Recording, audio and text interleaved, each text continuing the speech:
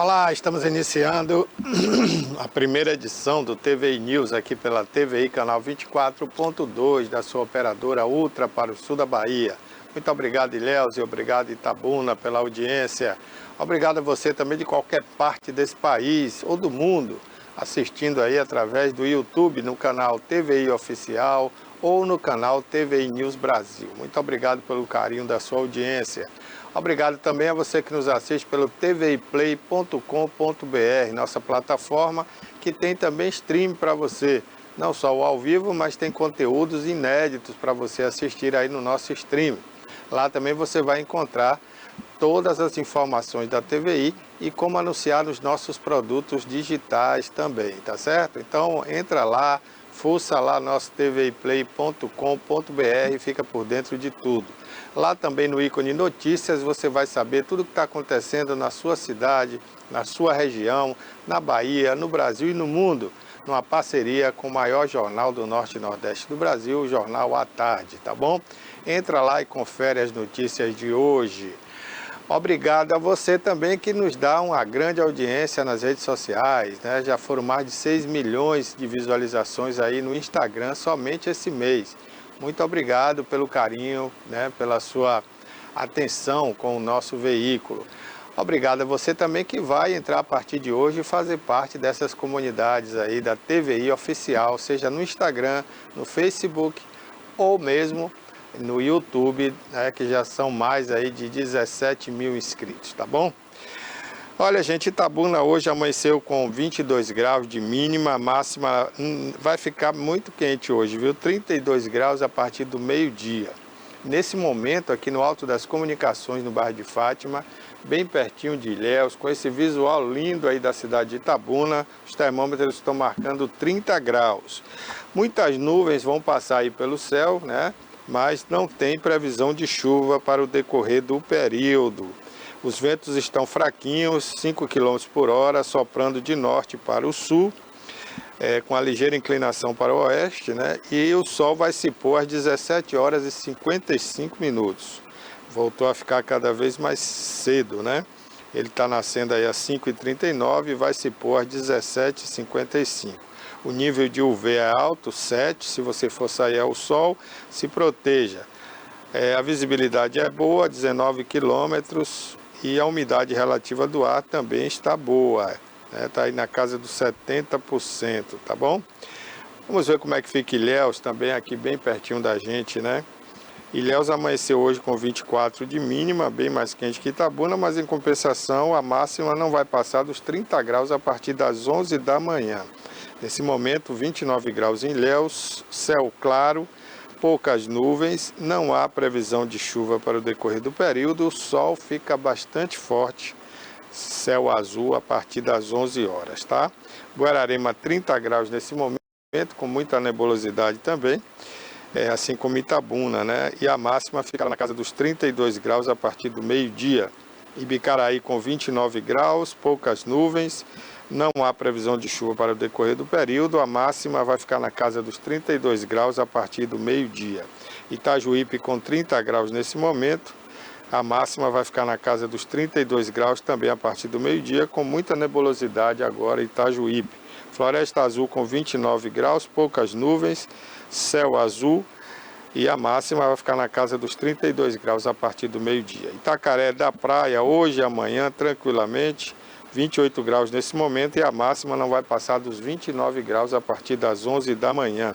Porto Seguro com 30 graus nesse momento, a máxima vai ficar na casa dos 31 graus a partir das 11 horas da praia hoje, mas há previsões de chuva a partir da noite, tá? Canavieiras 29 graus, da praia hoje e amanhã tranquilamente aí, 29 graus agora e 30 graus a máxima a partir das 11 horas. E já Vitória da Conquista tem 25 graus nesse momento e a máxima não vai passar dos 28 graus a partir do meio-dia, tá? Muita nebulosidade aí no decorrer do período, mas não há previsões de chuva para Vitória da Conquista. Bem, gente, hoje é segunda-feira. Segunda-feira é mais uma semana de trabalho que começa, né? Nós tivemos ontem o Dia Internacional da Mulher. E por falar em mulher, hoje é dia do quadro PQP com a renomada jornalista, nossa querida Maria Antonieta. Bom dia, Toné. Bom dia, Barbosa, bom dia a todos. Primeiramente, agradecer todas as mensagens carinhosas que eu recebi no dia de ontem. Muito obrigado a todos. Temos que comemorar aí, Toné, Dia da Mulher hoje? Não temos que comemorar nada. Pelo contrário, a gente só tem realmente que lamentar os índices horrorosos, horrendos, tenebrosos que continuam surgindo dia a dia nesse Brasil. Mais de 1.500 mulheres foram mortas em 2025. Quer dizer, uma estatística muito ruim. A gente vai voltar a falar sobre isso. Inclusive, a Janja está em Nova York. Foi a convite da ONU participar de uma comissão sobre a situação da mulher. Eu não sei se ela vai levar esses números. Não deve levar, não deve nem tocar no assunto. Mas vamos ver o que vai dar. Temos outro assunto para falar. Sim, falando de mulheres, tem uma secretaria nova, que foi agora recém-criada pelo prefeito Augusto Castro. É uma secretaria de política para as mulheres. Vamos ver se vai funcionar. Foi criada logo agora, um ano eleitoral, não sei, mas vamos ver o que é que vai dar. Vamos falar também sobre esse caso Master, que está dando realmente pano para manga, um escândalo, mais um. Essa história desse Vorcaro, a morte do funcionário dele, que era o capanga, vamos dizer assim, chamado sicário, aquele que é matador de aluguel, se chama, né? O tal do Felipe, ele foi encontrado morto na cela, né? Dizem que cometeu suicídio. Sei que era agente em primeira mão, braço direito do Vorcaro. O Vorcaro continua preso. E vamos falar também sobre a questão que está ainda dominando aqui em Itabuna, que é a questão dos furtos dos hidrômetros. Encontraram os hidrômetros furtados lá no centro comercial. Não sei no que vai dar. E o esporte? O Flamengo é campeão. Não tem que tirar esse mérito. Ah, ganhou porque foi nos pênaltis. Não importa, mas ganhou. Nós somos campeões. Isso pela 40ª vez, a gente campeão carioca. É brincadeira? Pelo menos reduzir um pouco a crise que está havendo dentro do Flamengo desde a saída de Felipe Luiz. Barbosa. Ok, nós vamos falar aí sobre o Campeonato Baiano, que chegou à final aí no último sábado com o Bavi, o clássico Bavi na Arena Fonte Nova. O Bahia levou a melhor de virada em cima do rubro-negro baiano. A gente vai comentar tudo sobre esse jogo, vamos mostrar os gols e algumas entrevistas aí daqui a pouquinho também aqui no programa. Já Toné citou aí o caso do Master, né, do Banco Master, a gente já comentou aqui também semana passada, mas tem novidades aí surgindo no caso do Banco Master e a gente vai relatar tudo para você, tudo que tem de novidade ainda nesse programa, no programa de hoje, tá bom? Então é só você continuar aí ligado com a gente, né? A partir de agora a gente vai começar a trazer para você aquilo que é notícia hoje no Brasil, né, e no mundo também. Inclusive eu começo com uma notícia internacional, porque essa notícia tem muito a ver com a América Latina e com o nosso Brasil, né? O presidente dos Estados Unidos, o Trump, voltou a falar no sábado último sobre a situação de Cuba. Cuba, como a gente sabe, é o paraíso do pessoal da esquerda aqui do Brasil, né?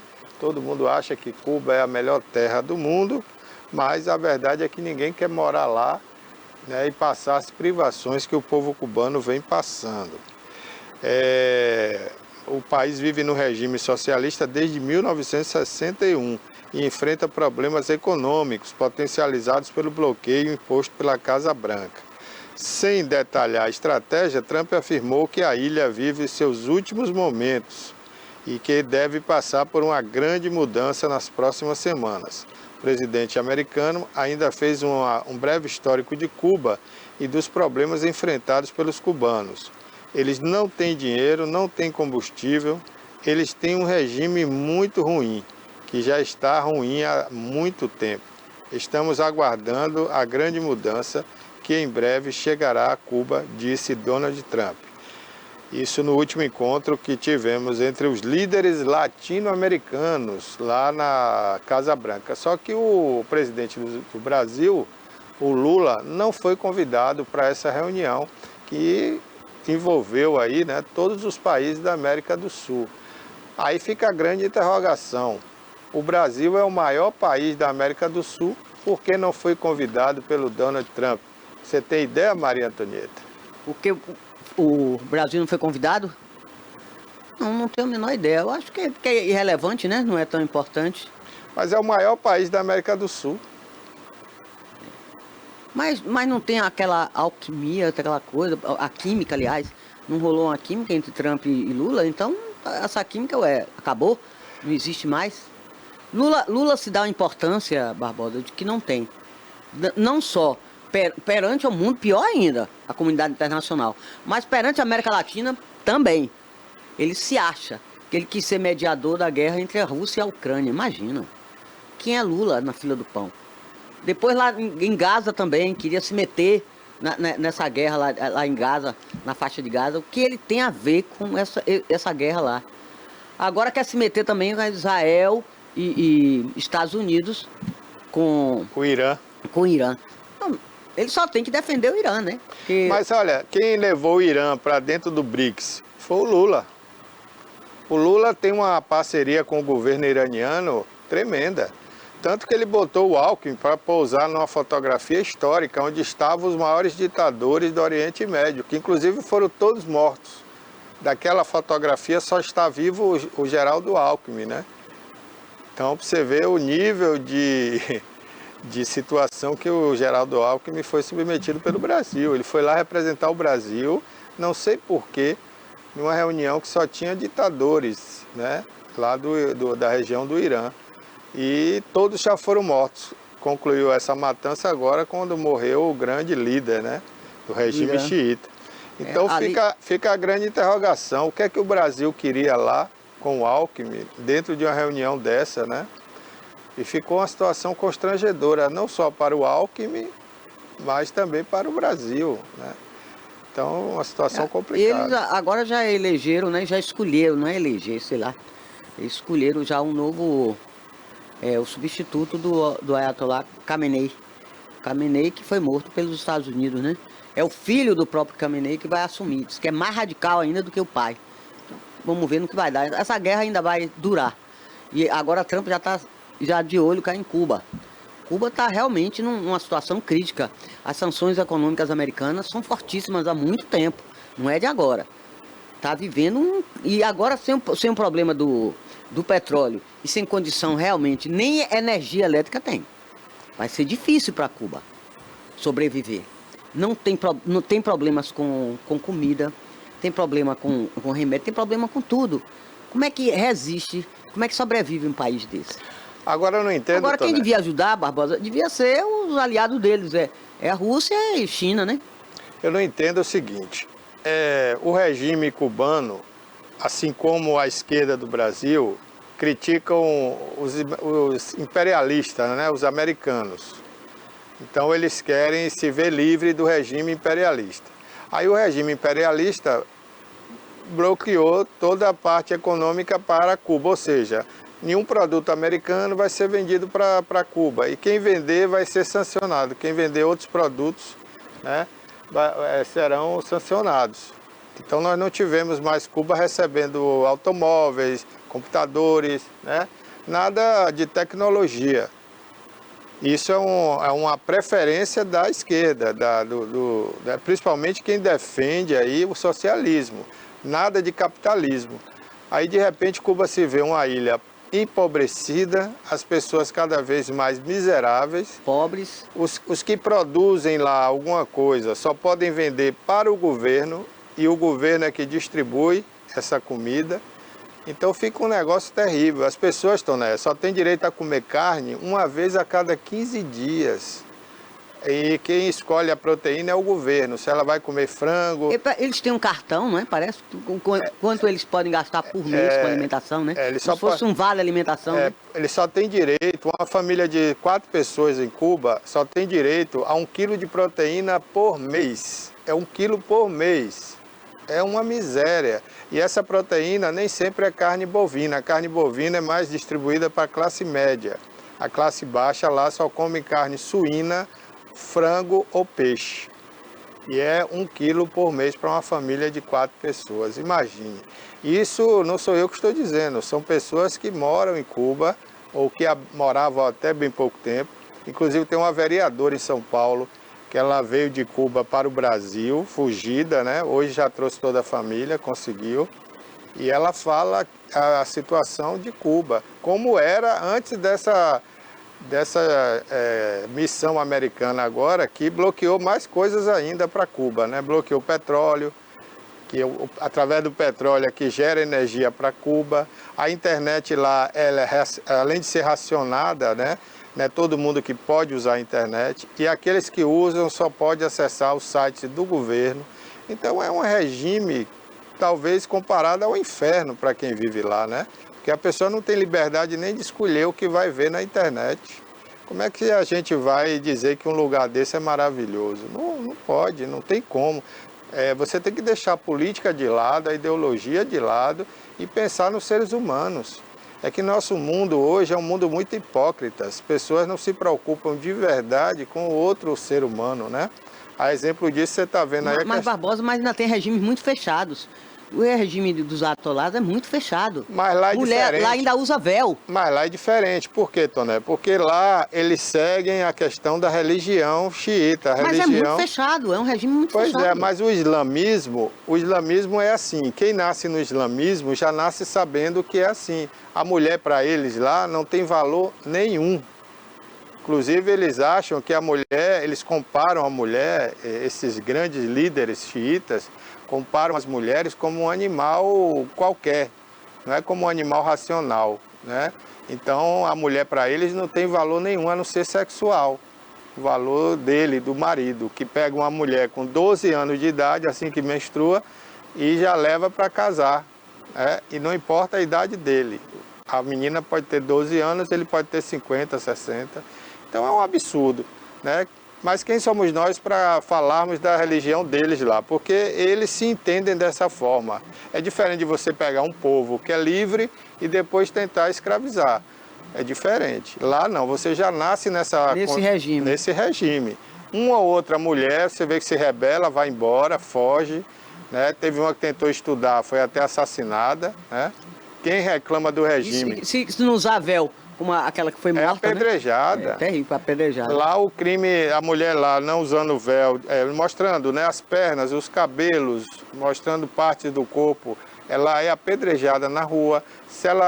Se trair o marido, nem se fala, né? E não pode sair na rua se não for acompanhada do marido, do pai. Pois é, então é um regime absurdo. E ainda há gente aqui no Brasil que defende um regime desse. Pois gente... Como é que você defende? Eu só digo assim, Barbosinha. Outro dia eu vi, Tom, né? Aqui em Salvador, em várias capitais, um bando de imbecis, de idiotas, queimando bandeiras americanas, defendendo os terroristas, defendendo pessoas... Hamas. Defendendo o Hezbollah, Hamas, grupos que exterminam pessoas que se dizem cristãos. Imagine, esses imbecis que estavam defendendo, eles se dizem cristãos aqui no Brasil. Se eles fossem para lá, eles seriam mortos, porque eles são considerados infiéis, porque nem cristão de verdade eles são. Eles misturam aqui várias religiões, né, de candomblé com católico. Isso lá nesses países é considerado crime e eles são condenados à morte em praça pública. E como é que você vai defender um negócio desse? Eu não entendo. Então é uma imbecilidade você pegar uma bandeira ideológica e passar por cima até da sua própria condição humana, de você escolher a religião que você quiser. E a sua identidade, né? Pois é, da sua identidade cultural, tudo é completamente diferente. É muito diferente, né? Tem que saber que a gente vive no Ocidente, gente. É diferente, os costumes, tudo são diferentes. Eu acho um absurdo. Eu acho que muita coisa precisa ser revista e nosso país ainda tem que evoluir muito culturalmente. Eu acho que isso é uma questão cultural, educação. As pessoas estudaram um pouco aqui no Brasil. Precisa estudar mais, estudar história, ver a realidade de cada cultura, de cada país, para não falar bobagem e nem se contradizer. Porque isso é uma contradição violenta. E às vezes, Barbosa, fica se metendo em coisas que você não sabe, não tem o menor conhecimento. Sem nenhuma profundidade, nada.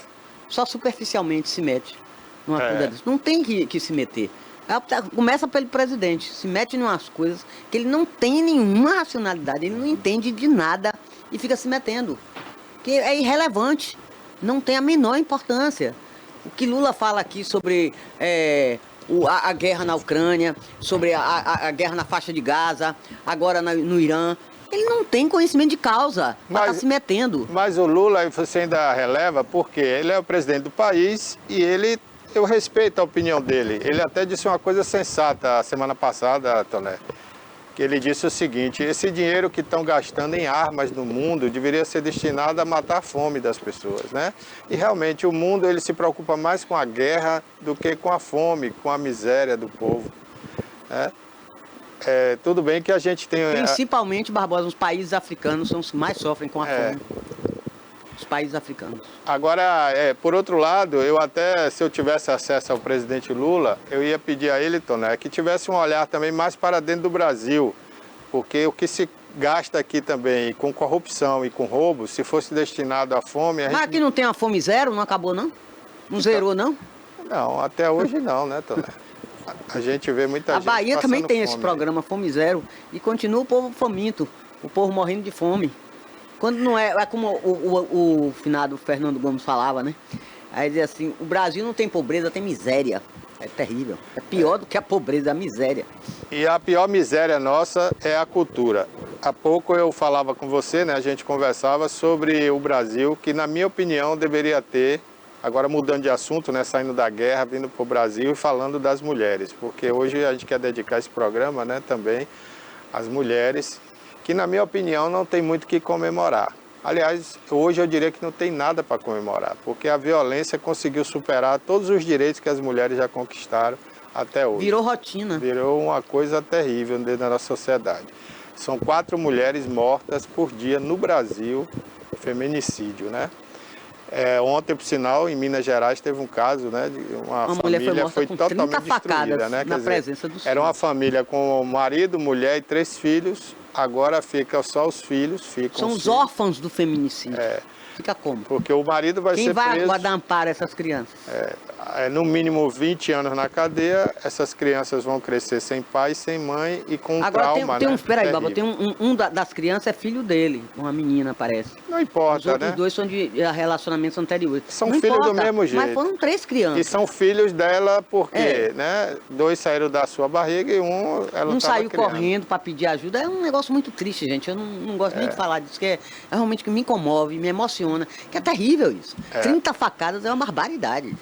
Muito ódio, é muito ódio. A gente está aqui hoje com a advogada Úrsula Matos, né, que veio aqui ao nosso programa hoje, especialmente comentar esse assunto sobre a mulher, né, e sobre os avanços que a gente está tendo na Lei Maria da Penha, na punição ao feminicídio, mas eu acho que essa situação vai muito mais além que a punição.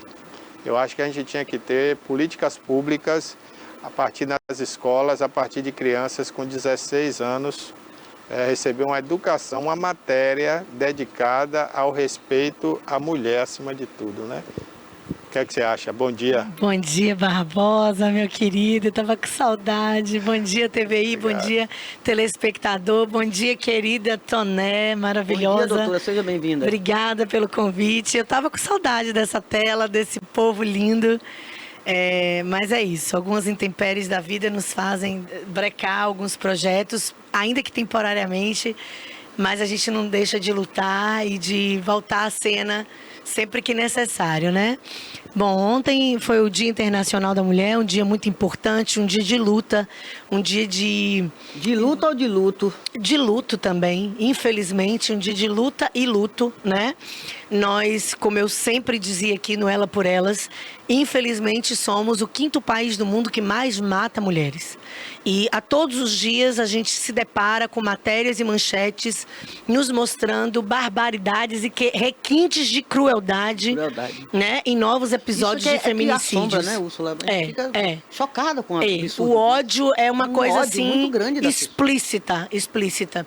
E a verdade é que nós estamos vivendo, Toné, uma pandemia. A pandemia da violência física, da violência psicológica, moral, da violência processual, institucional, a pandemia do feminicídio, Parece que quanto mais a gente vê notícias, mais elas se reproduzem, né? Outro dia a gente se deparou e chocou com a notícia de um homem em Tubiara matando os 2 filhos e depois se matando. E, na verdade, ele se dizia um pai apaixonado pelas crianças. Para se vingar da mulher. Para se vingar da esposa, né? Então, você percebe que logo nos dias seguintes, em Tubiara, voltou a ser manchete de vários outros feminicídios que aconteceram na cidade. É como se a população local, uma vez que viu, alguém se encorajou, os outros que estavam ali encobertos, mascarados ou desencorajados de alguma maneira, a partir daquele fato local, se sentissem encorajados a colocar toda a brutalidade, todo o ódio para fora.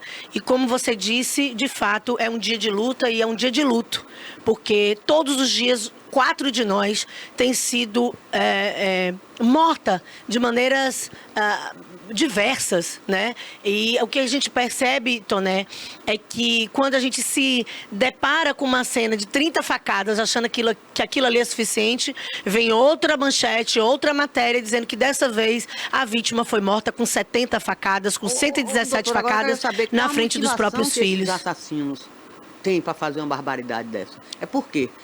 Fim de relacionamento é o quê? Qual é a justificativa? Eu matei porque ela me traiu, ou ela não cozinhou direito a minha comida, ela fez isso, fez aquilo. Por quê? Então tem que dizer o porquê que está fazendo isso. Na verdade, os motivos, entre aspas, são os mais diversos, em que pese a gente acreditar que não existe justificativa para isso. Para isso, né? Ontem mesmo, o feminicídio que aconteceu e que foi noticiado foi porque ele falou que ela não esquentou a comida dele. O outro de semana passada... não, o de Belo Horizonte foi por ciúme mesmo. Mas teve um ontem que foi noticiado que disse que ela não esquentou a comida. Já um outro de semana retrasada disse que ela não passou a minha roupa. E então, isso não são motivos nem justificativas que possam nos convencer da brutalidade de alguém chegar à decisão de tirar a vida de outro. A verdade, Toné, é que infelizmente a gente vive num país da impunidade. E a impunidade tem sido o fator que impulsiona majoritariamente a replicação e a multiplicação de manchetes e de matérias como essas. Nós estamos morrendo todos os dias, porque infelizmente os nossos algozes têm a certeza de que vão entrar pela porta da frente das delegacias, que se não tiverem dentro do tempo do flagrante, sairão pela frente, pela mesma porta que entraram. Então, agora, infelizmente, é o que a gente tem para hoje. E a ausência de educação, como você disse. Você falou que a partir dos 16 anos achava que você... Deveria ter uma matéria nas escolas, Já eu acho que tinha que ser na educação infantil. A gente tinha que ensinar... Não, mas eu acho isso assim, eu acho que até os 16 anos, os pais têm aquela obrigação de dar educação formal, a educação mesmo em casa, né? Sim. Que é desde como você se comportar em casa para comer, para agir, para isso, para aquilo.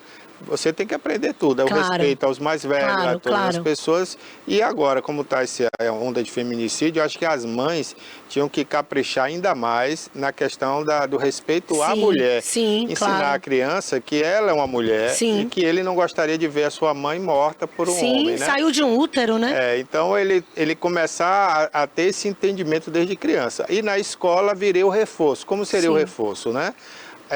Como se fosse aquela antiga matéria que vocês tinham de educação moral e cívica, né? Sim. Tivesse a educação moral da criança de entender a importância da mulher para a sociedade, né? Sim. A importância de um relacionamento saudável, das opções, ou seja, se você não quer aquela mulher, você tem outras opções e ela também tem outras opções. Claro. E que matar não é a opção. Não, nunca foi e nunca será. Nunca será. Não deveria ser. Exato. Né? E essa matéria também mostrar as consequências de um ato como esse, onde levaria o que levaria, e a punição, como eu ouvi agora recente, os deputados aumentaram a punição. Né? Não está vigorando ainda nessa lei, né? Mas me parece que o preso por feminicídio, ele não vai ter nenhum tipo de regalia.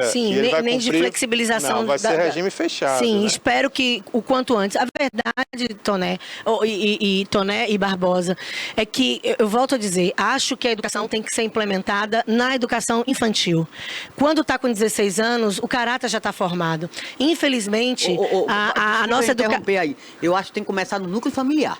Sim, no núcleo Começa em familiar. casa. Mas o reforço educacional, Começa em casa. claro, não tenha dúvidas que começa em casa. Mas o reforço educacional tem que vir nos primeiros anos educacionais, da vida educacional, na vida acadêmica da criança. Eu vou lhe dizer por quê. Tem muitos pais hoje que estão delegando a educação dos seus filhos aos avós, aos vizinhos, à escola, às babás, né? E o que a gente vê? A gente vê estupros coletivos, protagonizados por meninos de 16 e 17 anos. Que meninos né? são esses que vocês estão criando? Pois é, pois que vocês é. estão botando na sociedade? Pois que é. tipo de menino, de personalidade vocês estão Pois jogando na é, sociedade? e olha, a gente, infelizmente, a nossa maioridade penal ainda não foi rediscutida por nosso Congresso. Então, a gente fica diante de situações como essa que nos chocam, como esse estupro coletivo aí que aconteceu, que só quem vai ser penalizado, na verdade, são os meninos de 19 anos. O menor de 17... Foi o mentor.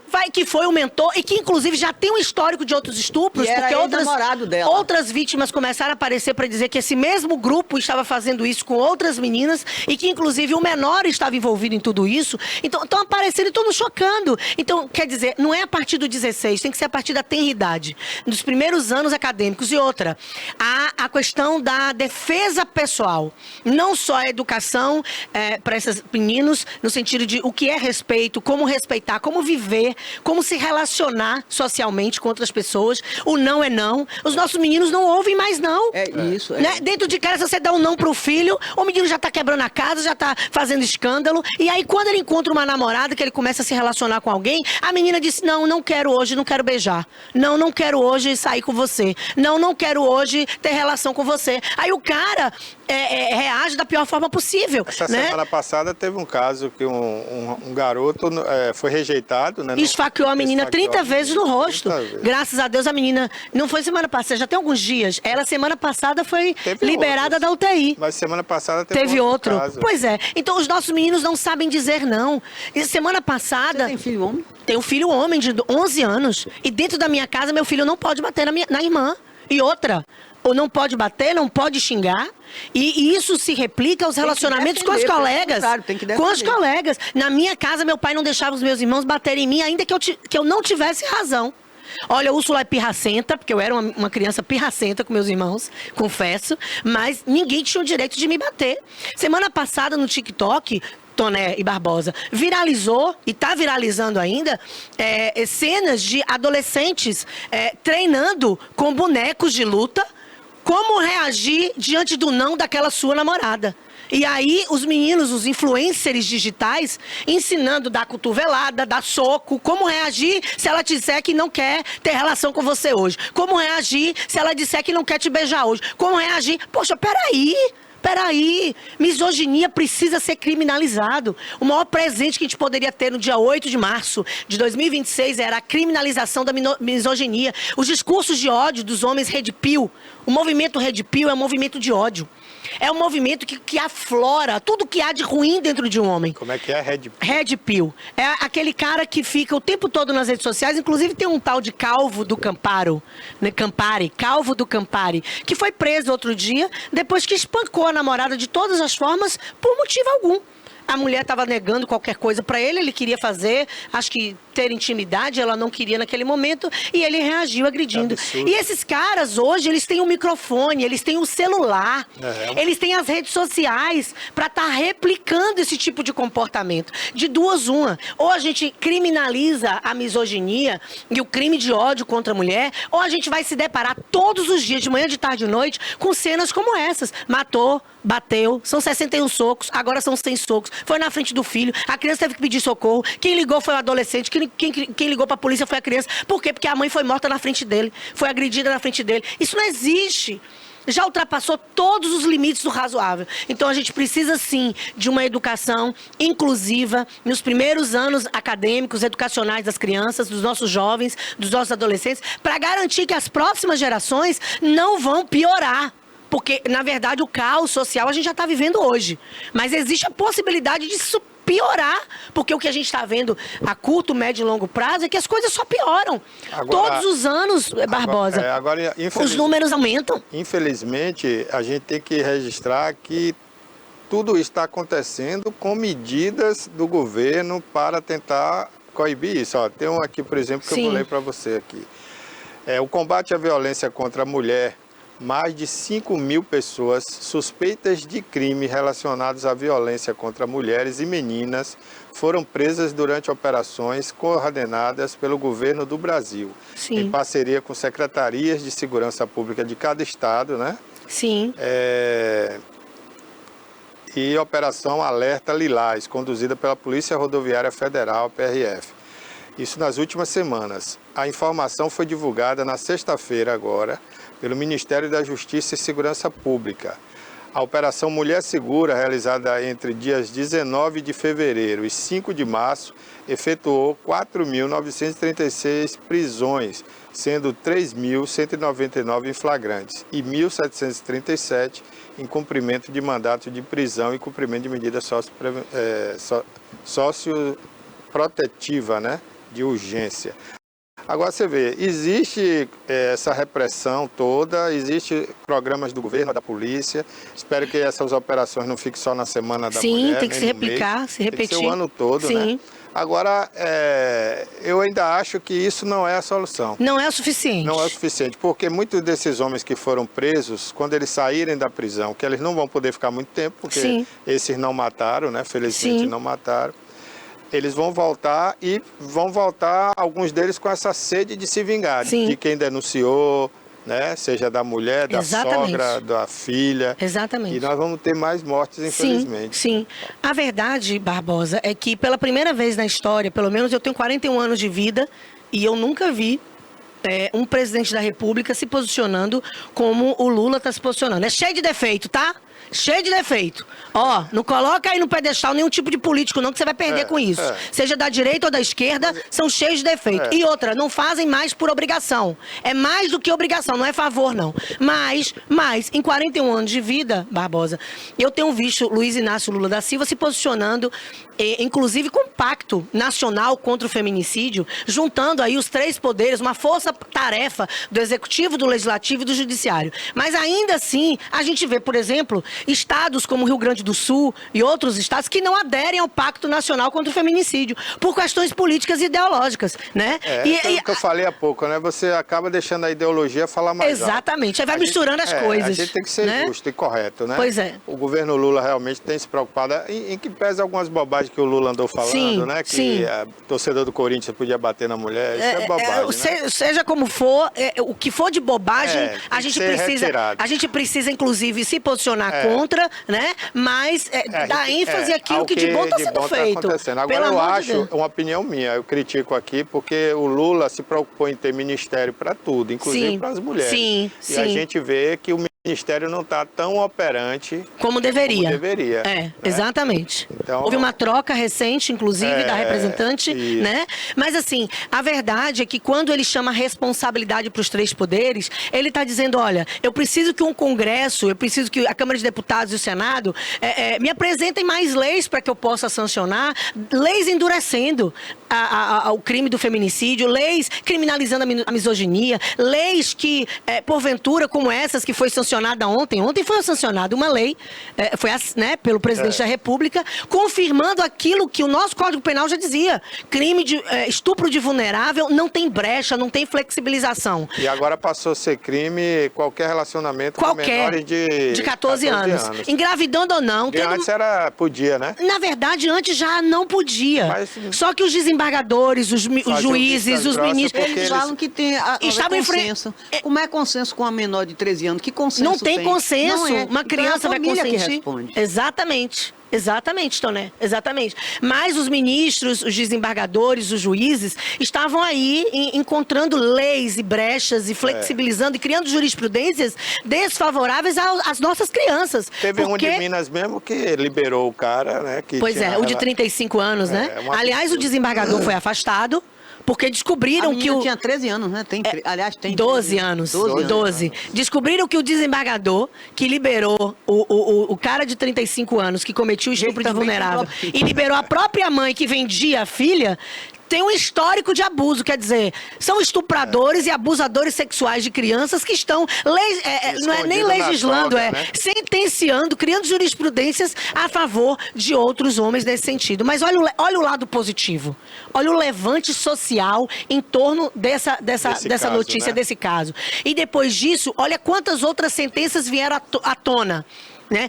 O Tribunal de Justiça do Goiás tem para mais de 50 casos nos últimos tempos idênticos a esse de Minas Gerais, do TJ Minas. E não bastasse o TJ Goiás, outros tantos tribunais espalhados mundo afora, inclusive o da Bahia. Tá? Não tá fora não, hein? Não tá fora não, inclusive o da Bahia. Então, quando o presidente da República faz um pacto e junta os três poderes, é ele dizendo assim, ó, pelo amor de Deus, a gente precisa também de vocês. Porque não tem como o presidente da República estar com a caneta na mão em todas as esferas. Mas na medida em que um caso de violência doméstica chega para um magistrado, ele precisa observar aquilo com critério, com sensibilidade, com responsabilidade. Ora, Toné, tem um protocolo chamado Protocolo para Julgamento com Perspectiva de Gênero.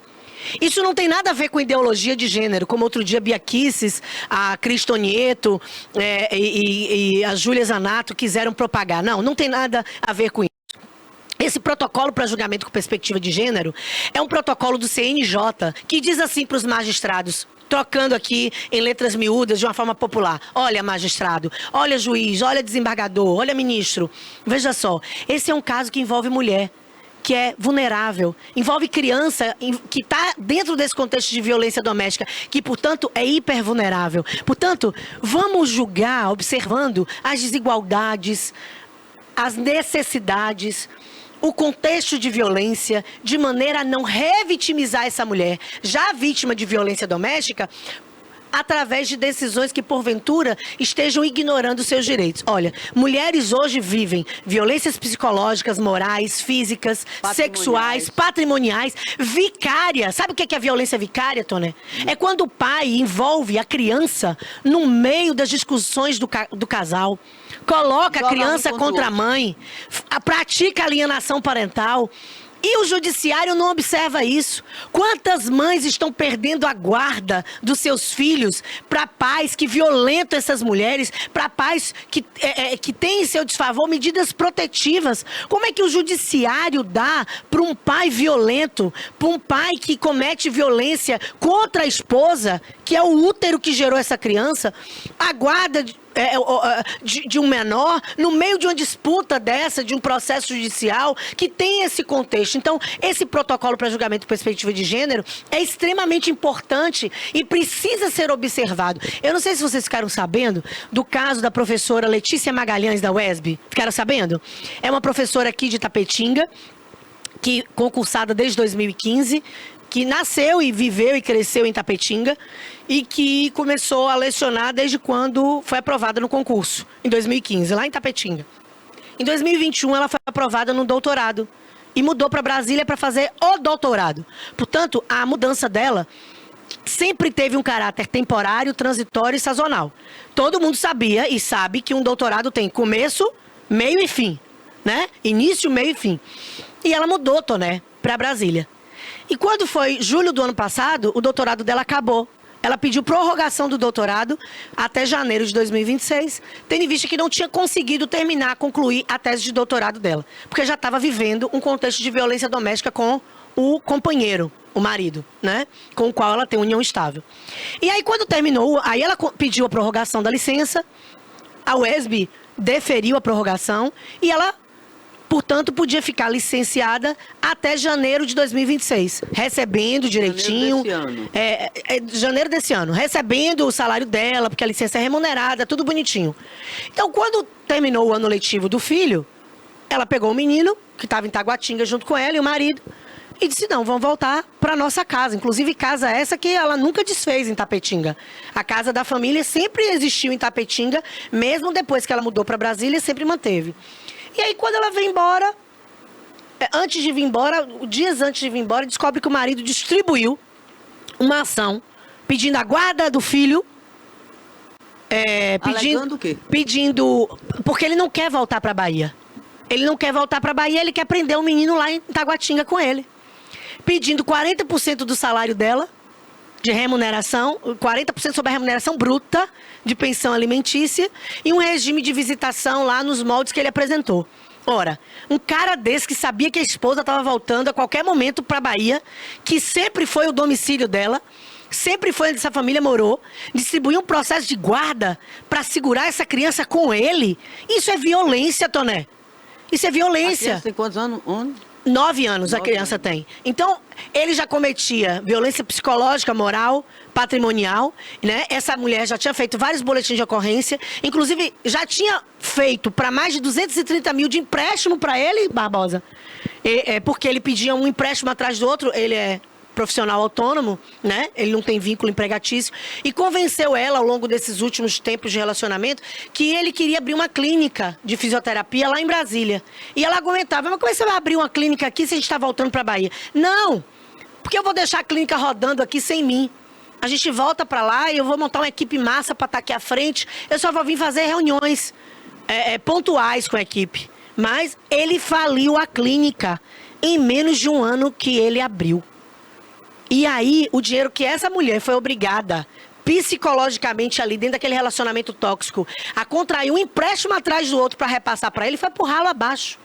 Nas últimas vezes que ele pediu dinheiro para ela, que ela disse que não ia dar, até dizer que ele ia se jogar do 5º andar da varanda, ele disse. Isso é violência, isso é extorsão, isso é violência psicológica, moral, patrimonial, isso é extorsão, isso é intimidação, isso é pressão psicológica para a mulher fazer o que ele quer. Como ela disse que não ia mais reatar o relacionamento, que não ia mais continuar emprestando dinheiro para ele, ele disse, bom, então agora eu vou lutar pela guarda do nosso filho. Tu acha que isso é amor, Toné? Isso não é amor, não, isso é violência. Mas sabe o que foi que o Tribunal de Justiça fez? O juiz de Tapetinga deu a guarda para a mãe. E o Tribunal de Justiça, na pessoa do desembargador da 5ª Câmara Cível, José Cícero Landim Neto, sustou os efeitos da guarda da mãe e mandou a criança voltar para Taguatinga, em Brasília, sem a mãe. E detalhe, o pai foi despejado tanto da clínica, que ele não pagava aluguel, quanto do apartamento que essa família morava, por ausência de pagamento de aluguel e renovação de caução. Um cara que está sendo processado por tudo quanto é pessoa lá de Brasília, que ele distribuiu cheque sem fundo, inclusive agiotas, e foi para esse pai aí, que liminarmente, sem ouvir a mãe, sem ouvir a defesa da mãe, sem observar que tinha medidas protetivas ativas, até mesmo para a criança, em que pese depois de ter sido revogada a da criança, mas a da mãe continua ativa, o desembargador mandou a criança voltar para Taguatinga até que ele julgasse o mérito definitivo do recurso, como se a criança fosse uma mercadoria. Leva agora lá para Brasília, daqui uns dias, se eu quiser, manda voltar. E aí, se eu não quiser, também permanece lá. Isso atrapalha a vida escolar. Claro, criança, né? total. E nessa que o desembargador fez isso, as advogadas do pai começaram a pressionar o juiz de 1º grau, que tinha dado a guarda para a mãe, a cumprir a liminar do desembargador. Sabe o que o juiz de 1º grau fez?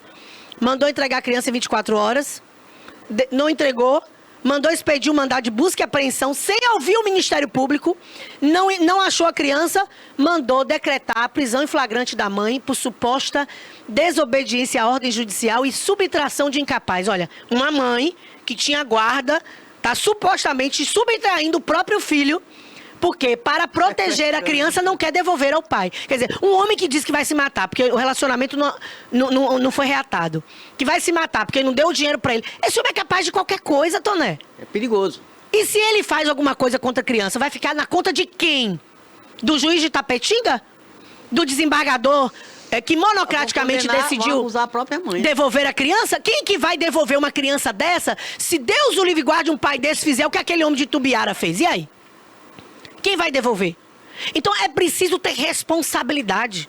Por isso que a importância de um pacto nacional, chamando os 3 poderes, porque até mesmo os nossos juízes estão inobservando o contexto de violência. Um juiz como esse, ele dá uma sentença dessa baseada em quê?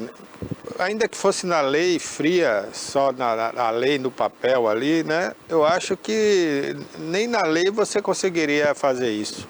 Ele disse que a criança estava adaptada, com coleguinhas lá em Taguatinga, em Brasília. A vida da criança, né? A situação em si tem que ser em primeiro lugar. Claro, o melhor interesse da criança tem que ser observado.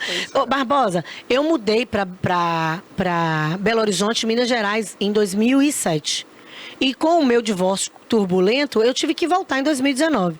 O único motivo que eu que me fez mudar para outro estado foi o meu casamento. O casamento acabou, eu não tinha por que ficar lá. A minha rede de apoio toda estava na Bahia. Pai, mãe, irmãos, todo mundo.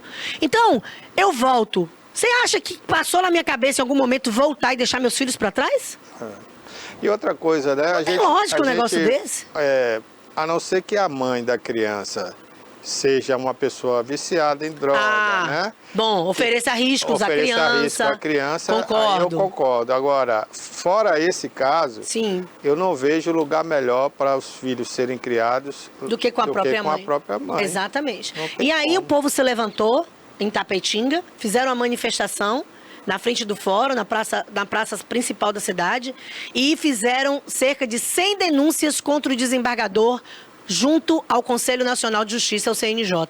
Mas até agora o desembargador não se declarou suspeito ou impedido, não pediu para sair do processo, não voltou atrás da decisão e a mãe hoje, tecnicamente, está como foragida da Justiça, tendo que se esconder até que o STJ decida quem é competente e quem não é, o que vai acontecer, o que não vai, exatamente porque desembargadores como esses aí, e como aquele de Minas Gerais, com o poder da caneta da mão, faz questão de revitimizar mulheres. Então, a verdade, Toné, é que todos os dias, 4 de nós têm sido mortas por feminicídio, mas centenas de nós têm sido mortas, dilaceradas, violadas, vilipendiadas, todos os dias, inclusive pelo judiciário. Então, a violência do feminicídio, ela choca porque ela é brutal e irreversível. Matou, matou.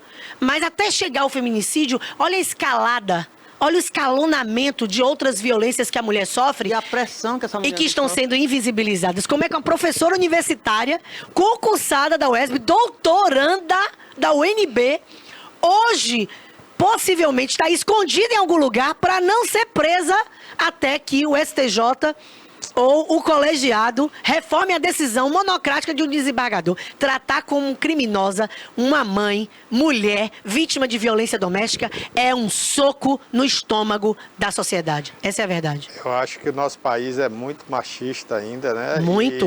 E isso está em todas as áreas, né? Mas principalmente na área do poder, onde se decidem as coisas. Sim. Né? Sim. Eu acho que não podia ser dessa forma. O CNJ tem um papel importante, né? Que é quem regula, é quem toma conta, é quem fiscaliza, né? Conselho Nacional de Justiça. Sim. Inclusive já teve uma mulher baiana na frente aqui, que era, né, uma pessoa, né, trabalhadora e corrigia muita coisa errada. Sim, muito né? íntegra. Muito íntegra. Eu acho que o CNJ tinha que ver isso, tinha que trabalhar nisso o tempo todo, né? Sim. E corrigir esse tipo de injustiça. Acho. Né? O nosso soluções. O nosso judiciário. Não, falando no caso de distorções. Sim, distorção total. O nosso judiciário, como bem falou Barbosa, eu costumo usar uma frase que é bem forte, mas tem que ser forte e impactante para as pessoas refletirem. O nosso judiciário se transformou numa máquina de triturar e moer mulheres todos os dias. É machista, misógino e patriarcal.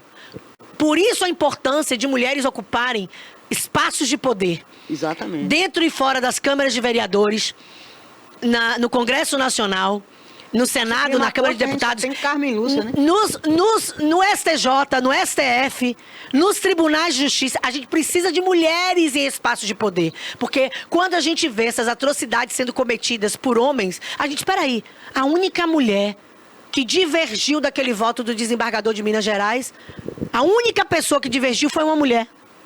Uma mulher. Foi uma desembargadora, portanto, mulher. Mas depois fui levantar o histórico dela e descobri que ela tinha várias outras decisões parecidas, isentando homens que tinham relações com meninas na mesma faixa etária. Quer dizer, não basta ser mulher, tem que ser mulher e, uma vez chegando no espaço de poder, não se deixar ser contaminada. Porque naquele momento da sessão de julgamento lá de Minas Gerais, ela votou contra. Mas ela, em outros julgados, ela barbarizou tanto quanto o desembargador que foi fuzilado aí nos últimos dias. Sendo voto vencido. Agora, me diga uma coisa, essa questão da maioridade penal que caiu. A maioridade penal para quê? 18 anos é para quem é responsável criminalmente e para votar é qual a idade? 16. Me responda aí, 16. Quer dizer, tem responsabilidade para escolher. Tem responsabilidade para votar com 16. Boa, Toné. Mas pode ficar livre com 18. Boa. Pode matar. Boa. Me explica aí, a senhora, me explica aí, doutora. Não tem como explicar. Como é que pode? É contraditório. É uma loucura isso. É? Com 18 anos, com 16 anos ele pode votar. Ô, Toné, ele tem direito a votar. O político pelo voto é igual a prostituta pelo dinheiro, entendeu? Então, infelizmente é assim. Ele agora sim, com 16 anos ele não pode responder criminalmente. Sim. Mas pode votar. É isso? Na verdade, ele é menor infrator. Ele não vai ser enquadrado lá. Esse país, doutor, é surreal. É surreal. Agora, veja só que situação. O adolescente lá de 17 anos que participou do estupro coletivo, ele não vai ter o mesmo rigor de penalidades e sanções que os maiores de idade vão sofrer, concorda? Concordo. Agora, a menina de 12, que estava sendo estuprada pelo homem de 35, se ela chegasse no SUS ou em algum hospital para dizer que queria interromper uma gravidez porque foi vítima de estupro, ela ainda assim, mesmo com autorização legal, iria enfrentar uma série de dificuldades. E possivelmente iriam obrigá-la a chegar nos meses da reta final da gestação ou, inclusive, ao final da gestação. Então, quer dizer, uma menina que foi violentada, que foi estuprada. Que deveria ser protegida pelo ECA, que é o Estatuto da Criança e do Adolescente, né? E enfrenta resistências. Por quê? Imaginam que as nossas meninas com 11, 12 anos de idade tenham a obrigação de levar à frente gestações, mesmo sendo advindas de contextos de estupro. É difícil. Eu comecei aqui com loucura. A semana passada. Você imagina, doutora, qual é o constrangimento de uma mulher, aí já é maior de idade, ir lá prestar depoimento a umas pessoas de um estupro desse? Sim. A vergonha que a gente passa. Sim. Como aconteceu? Foi assim. Ele tirou a cueca, você tirou a calcinha, fez como? Sim. Poxa. E os advogados disseram que ela queria. Mulher, eu me sinto vilipendiada. Sim. Como é que eu vou explicar milhares de vezes, mesmo que tenha uma agente feminina, você for contar É constrangimento. É um constrangimento. Claro que é. Isso claro. não conta, gente. Ainda mais 4. Sim. Como foi? Quem foi primeiro? Na verdade, foram 5. 4 maiores e um menor. Né? Você imagina, essa mulher, ela vai conseguir se reconstruir psicologicamente, como é que tá a cabeça dessa garota? A mãe da criança, gente? Como é a mãe da menina disse ontem no Fantástico que ela disse que não queria mais permanecer aqui na vida, que ela queria ir embora. Né? Então, a ideia suicida, se matar. Quer dizer, porque é forte demais. E a defesa desses canalhas, desses vagabundos, desculpa o palavrão, eu sei que eu tô ao vivo, nem vai ter como cortar, mas são ordinários, são canalhas. A defesa deles, dizendo que a menina consentiu o estupro coletivo. Imagina. Como é que consentiu se até a costela da menina foi quebrada? Foi quebrada. Porque a menina pedia pra parar e não queriam parar e começaram a bater e chutar a menina de tudo quanto é maneira. É uma loucura, gente. Olha, eu acho que sem advogado, nenhum país é democrático de verdade, né? Claro. Temos que ter o advogado para a defesa e exercer ali, mesmo que a pessoa seja culpada. Mas uma defesa técnica. Agora, é isso que quer dizer, quando um advogado se propõe a prestar um trabalho desse, de... subterrâneo, baixo. Denegrir a imagem da vítima. Né? Para fazer a defesa. Primeiro, ele está mostrando que ele não tem capacidade técnica, né, de ser um bom advogado. Sim. Né? Segundo, ele está cuspindo na cara da sociedade do Brasil. Né? Essa é a verdade. Eu acho terrível isso. Essa é a verdade. Eu, se fosse um advogado, nunca me prestaria um papel desse. Tem um caso aqui em Ilhéus de uma menina, vocês certamente estão sabendo, ela suicidou, a Maria Eduarda. A Maria Eduarda estava sendo vítima da diretora do colégio, da psicóloga do colégio e da vice-diretora, salvo engano, do colégio. As 3, inclusive, foram indiciadas pela polícia por instigação ao suicídio e por homofobia e racismo e outros crimes mais. A menina chegou a tirar a vida, porque estava sendo julgada de todas as maneiras por elas e incentivadas, inclusive, a tirarem a vida. A diretora do colégio dizia, você chegou maquiada, você tá igual uma puta. Você tá vestida igual uma piranha. Você tá não sei o quê. Coisas absurdas. Coisas de mulheres para mulher. Mulher para mulher. Imagina. E diz que o advogado dessas mulheres, né, começou a atacar a vítima e a família da vítima. Começou a colocar, inclusive, aí nas redes sociais, atestados médicos da mãe da vítima, que a mãe da vítima apresentou no bojo processual para justificar o impedimento de ter ido, por exemplo, na delegacia para prestar um depoimento. Isso é surreal, gente. Você quer defender um camarada que não tem razão? Defenda de forma técnica. É justo. Todo mundo tem direito a uma defesa. Agora, você se utilizar da violência para revitimizar, inclusive quem já não está mais aqui, isso é um escárnio na cara da sociedade. Agora você vê aquilo que eu falei no início do bate-papo aqui com você. O nosso problema é cultural. Você vê cultural. Que mulheres que são mães, Sim. né? Talvez até sejam avós a essa altura, né? Ficam contra as próprias mulheres. Sim. Não, e chamar uma criança, um adolescente, seja lá o que for, de prostituta apenas porque ela foi pintada para a escola. Quer dizer, essas mesmas mulheres hipocritamente defendem que as mulheres têm o direito de fazer o que quiser com o corpo, né? Aquela história, o corpo é meu, eu faço o que eu quero. Aí quando essas mulheres vão para a televisão ou para o meio de comunicação, defendem isso, né? Esse discurso. Mulheres vivas, mulheres livres, regras, né? Mulheres livres, mas nos bastidores... Quer dizer, condenam um adolescente que elas tinham a obrigação de acolher, Sim. Se fosse o caso de educar, né? Sim. E não de levar a criança a um suicídio, um adolescente. E foi o que aconteceu. Né? E o pior é que a punição fica em medida socioeducativa, né? Com essas pessoas. Dificilmente uma professora dessa vai ser condenada e presa aqui no Brasil. O colégio, inclusive, em Ilhéus, estava de vento em popa, com matrículas abertas, Olha né? aí, tá vendo? Como se nada tivesse acontecido. Agora, eu vou te falar uma foi coisa. Escola particular? Vou escola particular. Escola particular. Tinha que ser fechado uma escola. Com outdoor e tudo. Anunciando descontos e vantagens para quem fizesse as matrículas nos primeiros anos, nos primeiros dias do ano letivo. É um soco, é um escárnio, é um deboche, é um assinte na cara da sociedade. E, infelizmente, o nosso machismo é tão estrutural que tem mulheres participando desse escalonamento de violências e dessa perpetuação de violências contra mulheres e, inclusive, contra crianças e adolescentes. Eu estava falando, inclusive, hoje de manhã, eu soltei um vídeo na minha rede social. A secretária de Educação do Estado da Bahia, Rovena, foi fazer um comentário numa matéria que aquela Natuza Neri estava chamando sobre o desembargador que inocentou o homem de 35 anos, que estava praticando estupro de vulnerável contra uma criança de 12. E aí a secretária veio com aquele discurso, né?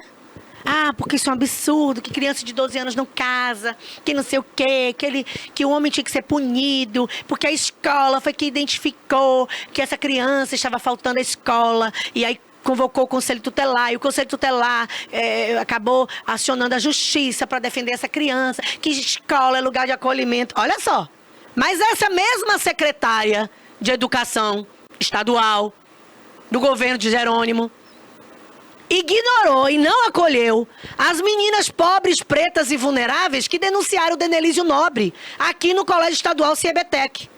Porque Denelísio era do PT tanto quanto ela. Olha que hipocrisia, Toné. Então, sabe o que eu... É uma questão já ideológica. Né? Ideológica. Então, quer dizer... Você deixa de ver o caso como é mesmo, já parte para uma ideologia que não tem que misturar. As coisas não podem não ser tem que misturar. Quer dizer... É a mesma coisa de você ser uma autoridade e ser amigo de um acusado. Ou você se põe... Tem que ser profissional, impedido, suspeito de estar ali. De estar ali trabalhando. Ou então você tem que ser profissional. Exatamente. Eu disse aqui, desde o dia que você divulgou, eu conheço o Denelísio há muitos anos, né? Não me lembro se ele foi meu colega de escola, mas conheço há muitos anos o Denelísio, acho que uns 30 e poucos anos. Sim. Mas em momento nenhum aqui eu pedi para você não falar. Não, ao contrário. Porque infelizmente ele ocorreu em um crime. Sim. Isso é um crime, ele se tornou notícia. Sim, e se é notícia, a gente tem que noticiar. Claro, claro. Ainda que ele fosse meu irmão, meu parente, seja lá o que fosse, ele se tornou notícia. E esse não é o único veículo de comunicação que existe, todos têm que divulgar, né? Sim, claro. E a gente tem que parar... Imagina uma autoridade. De misturar as coisas. Quer dizer, Úrsula, olha quantos questionamentos. Úrsula, mas você não se identifica como alguém de centro e centro-esquerda? Eu digo sim, continue. Aí você agora está acabando com o Denelísio é do PT. Em que você votou para presidente nas últimas eleições? Eu digo sim, continue. O que tem a ver isso? O que tem a ver uma coisa com a outra? Não entendi. Quer dizer, uma semana eu estava aqui falando de Denelísio Nobre com toda a liberdade editorial que o Barbosa sempre me deu, e na outra semana eu estava falando de Mangabeira. que foi um candidato da direita ligado a Bolsonaro. Gente, deixa eu te contar uma coisa. Ligado a Lula, o Bolsonaro cometeu crime, acabou. E aí dá vontade de perguntar para uma pessoa que te faz essa pergunta, né? Quer dizer que se um petista estuprar sua filha, tá certo? Vamos ficar quieto. Você Porque ele é petista, e você vai ficar quieto. Pois é, dá vontade de perguntar um negócio desse. Então as pessoas têm que saber separar as coisas, sabe? Crime é crime, independente de ideologia. E a gente tem que parar de ser seletista. A gente tem que parar de colocar as nossas ideologias acima do que é certo e errado. É certo, errado, errado. Quer dizer, aí a secretária de Educação estadual teve voz para falar do desembargador que inocentou um cara de 35 anos que estava cometendo estupro de vulnerável. Mas em momento nenhum se posicionou, ou fez um vídeo, ou disponibilizou estrutura psicológica para as vítimas de estupro de vulnerável de um petista que estava na frente do colégio CBTEC, o colégio estadual aqui em Itabuna. Isso é contradição. Isso é contradição, isso é hipocrisia. Quer dizer, eu vou falar do caso lá de Minas Gerais, como se aqui na Bahia não tivesse um caso próximo dela e que ela podia, inclusive, ter resolvido de outra maneira. Sabe por que afastaram o Denelísio, Toné? Pela pressão social e repercussão midiática. Mas a vice-diretora, que foi acusada, apontada pelas vítimas como alguém que sabia de tudo e não fazia nada, continuou no lugar até outro dia, agora que ela foi aposentada. O instrutor da fanfarra continuou no colégio, tendo acesso a todas as crianças e adolescentes, como se não estivesse fazendo parte do esquema de aliciamento sexual dos menores alunos do Colégio CBTEC, né? A diretora do NTE, Larissa Costa, continua como diretora do NTE. Por quê? Porque é protegida pelo deputado Rosenberg Pinto. É como se nada tivesse acontecido. Poxa, gente... é o líder do governo. O líder do governo. Então, poxa vida, é um soco no nosso estômago. E eu vou continuar tendo esse posicionamento, independentemente das minhas questões ideológicas particulares. Porque não é porque eu voto no centro-esquerda, centro-direita, que eu vou precisar e que eu preciso, ou que eu devo, encobrir esse tipo de coisa. Você tem que posicionar contra a vítima e a favor do acusado, Pois do abusador. Por que Rovena não teve a mesma voz para acolher as meninas vulneráveis com a mesma faixa etária? 12, 13, 14 anos, que só o diretor me botava na sala, passava a mão nas minhas partes íntimas, veio me beijar sem a minha autorização, de forma voluptuosa e tal, me agarrou. Fechou a porta, trancou, eu comecei a gritar, fazer acontecer. Quando eu saí, a vice-diretora estava na antessala e disse: a culpa é sua, que você estava com essa roupa, volte lá e peça desculpa a ele. Aí a vítima virou para ela e disse: mas professora, eu tô de uniforme. Professora, eu tô de uniforme. E que ela se referiu a que tipo de roupa? Ela quis dizer que a culpa do diretor ter feito isso... Eu entendi, mas que roupa que ela queria que a pessoa tivesse? Porque você estava de uniforme. Curta, né? De uniforme. A freira, semana passada, foi estuprada e morta dentro de um convento. Dentro de um convento. Quer dizer, aquela batina que ela usa, aquela roupa de freira que ela usa... O hábito. Como é o nome? Hábito. Hábito? Hábito. Aquilo ali... É algo que atrai um predador sexual, um abusador sexual. Pelo amor de Deus. Ainda que tivesse sem roupa, né? Não justifica. Não justifica. Se uma pessoa não quer, não é porque tá sem roupa que vai... Barbosa, bebês usam fraldas. E ainda assim são abusadas sexualmente, molestadas. Majoritariamente por pessoas dentro de casa, o pai, o padrasto, o avô, o tio, bebês, crianças que usam calcinhas e fraldas. Então não é a roupa, gente. Não é a roupa que vai aguçar a mente de um homem doentio que esteja disposto a fazer esse tipo de coisa. Eu falei até aqui no programa outro dia, né, quando teve esse caso de Minas, eu não entendo, né, como um homem acima de 20 anos, né, não vou nem colocar aí 35, 40, 50, 60, que já é um absurdo. Achar conteúdo interessante numa garota abaixo de 16 anos. É brincadeira? Eu não consigo entender isso. Será que essas pessoas não têm filhos, ou não têm netos, ou não têm, né? Irmãos, irmãs, né? primas, sobrinhas. Eu não consigo entender isso, rapaz. Onde que estão esses pais que não ensinaram isso, né? Onde estão? É o que eu falo, que tem que haver alguma coisa tá errada dentro do núcleo familiar. Eu concordo. Mas olha aí, ó, a gente deu o exemplo da escola de Ilhéus. Você acha que uma professora dessa que levou a menina a suicídio, ela ensina ao filho dela o quê com relação às namoradinhas? Né? Se ela condenou um adolescente, né? Praticamente condenou a morte. Deve ser o tipo de mulher que diz: prendam suas cabritas porque os meus bodes estão soltos. Deve ser o tipo de mulher que fala isso, porque não é possível. não é aceitável. Uma né? pessoa dessa, com certeza, se o filho estiver namorando com a menina e ela achar que a menina está se comportando como uma prostituta, como ela falou, né? Sim. Ela deve mandar o filho bater. Ah, não tenha dúvida. Deve ser. Não tenha dúvida, Toné. É difícil. Sabe por que é reprodução? Sabe o que o pai de um dos abusadores desse estupro coletivo, sabe o que ele fez com uma das influencers que está batendo forte no caso? Mandou uma mensagem para ela ontem de noite dizendo: você por acaso é a mãe da menina? Até parece. Esconda seus peitos, sua independente. Nossa. Porque ela tava com uma blusa com corte V, não foi nem decote não, com corte V, e aí o início dos seios dela tava assim, marcados, mas não tava aquele marcado sensual, esdrúxulo, não, tava uma coisa normal. Foi a forma que ele viu. Pois é, foi a forma que ele viu. Você tá na cabeça dele. Exatamente, quer dizer, Desculpa. o pai de um dos estupradores desse episódio do estupro coletivo... Falou isso com a influenciadora das redes sociais, que está batendo no caso, pedindo providências e punições, etc. Quer dizer, o fruto, amigo, não caiu longe do pé. Essa é a verdade. O filho reproduziu o que ele, na verdade, deve ensinar ali todos os dias como algo normal e natural. Começa em casa, Úrsula. Você está criando seus filhos, netos. Que tipo de meninos você está jogando na sociedade? Que tipo de personalidade? Exatamente. É muito cruel. Eu ontem conversava com uma pessoa no mercado, falando sobre violência contra a mulher. A gente começou a entrar um papo e ela dizia: eu tenho um irmão. Ele é uma pessoa muito boa. Agora deu para bater na mulher. Outro dia a gente teve que ir na casa dele, invadir, para tirar ele batendo na mulher. Não, saiam daqui. Mas ele é tão bom, uma pessoa tão boa. Uma pessoa boa não bate, gente, na mulher. Ela largou ele? Não, ela tem medo dele. Ainda mais isso. A mulher é tão vulnerável que tem medo de um filho. E às vezes não tem nem lugar para ir. Não tem lugar para onde ir. Não tem para onde ir. Né? E quando tem filhos? Piorou. Órfãos do feminicídio.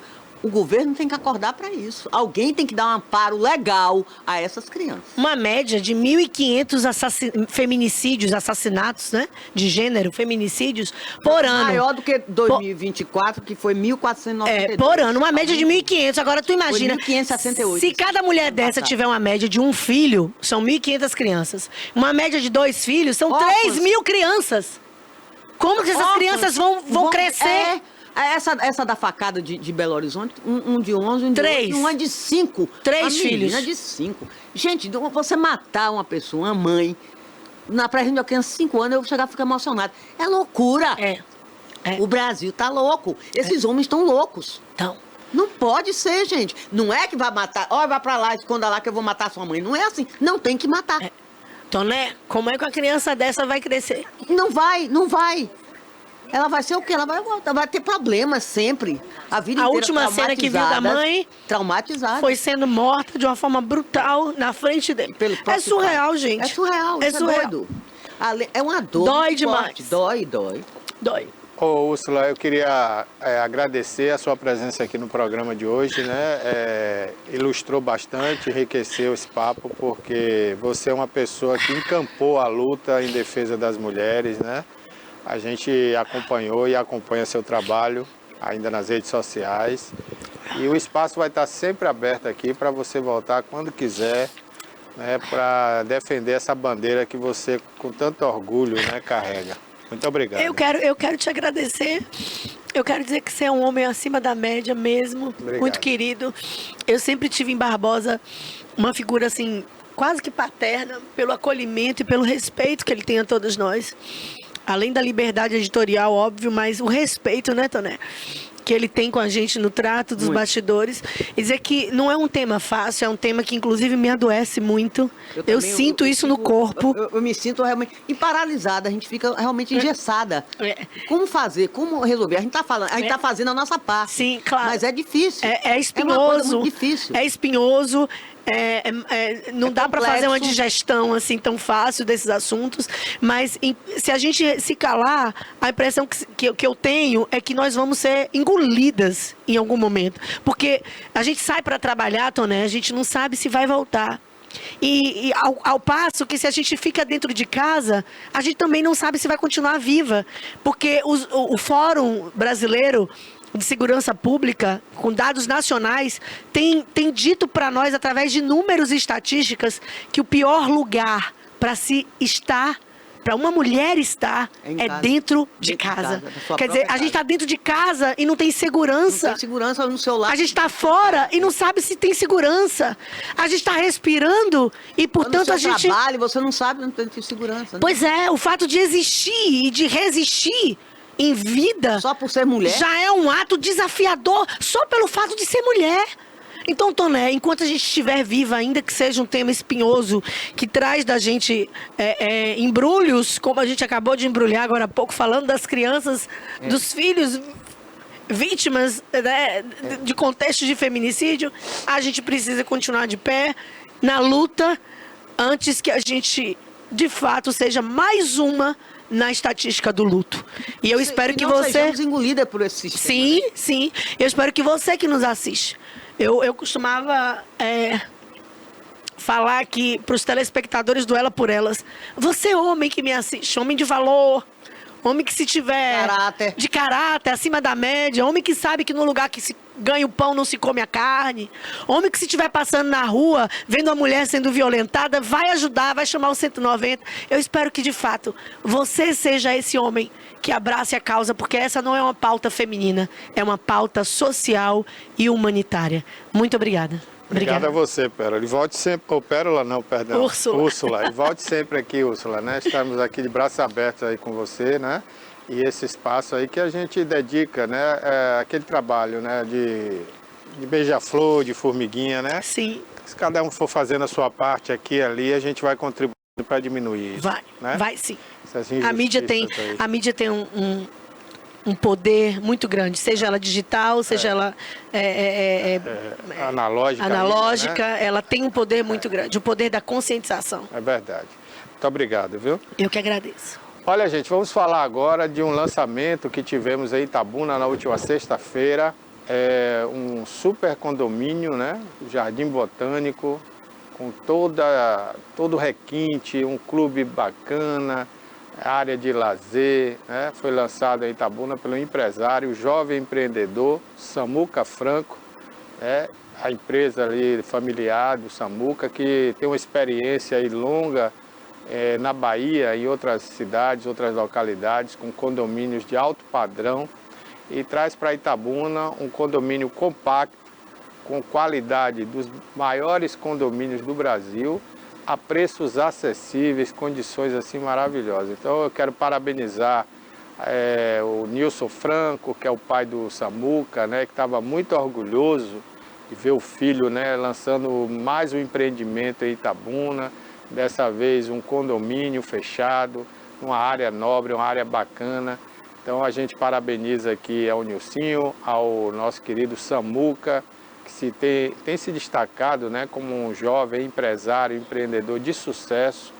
E foi uma festa bacana, viu? Uma festa muito bonita na tarde e noite de sexta-feira. Nós estivemos lá, né, eu, a Maria Antonieta, Rafael, a gente foi conferir de perto esse lançamento, que é um condomínio que só valoriza ainda mais Itabuna, né, engrandece Itabuna, pela beleza, pela qualidade que vai dar ali aos seus moradores.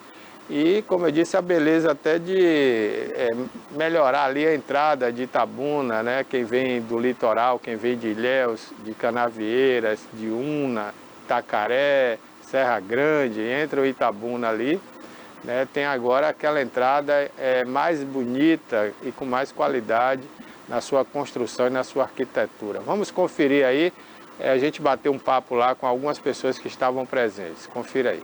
Você vai conferir agora com a gente como aconteceu o lançamento oficial do condomínio Jardim Botânico em Itabuna, um empreendimento do empresário Samuca Franco, do seu pai Nilson Franco. Você vai conferir as pessoas que estiveram aqui, como vai ser esse condomínio, as facilidades para você adquirir um lote ou uma casa com 3 suítes ou com 4 suítes. Acompanhe aí com a gente.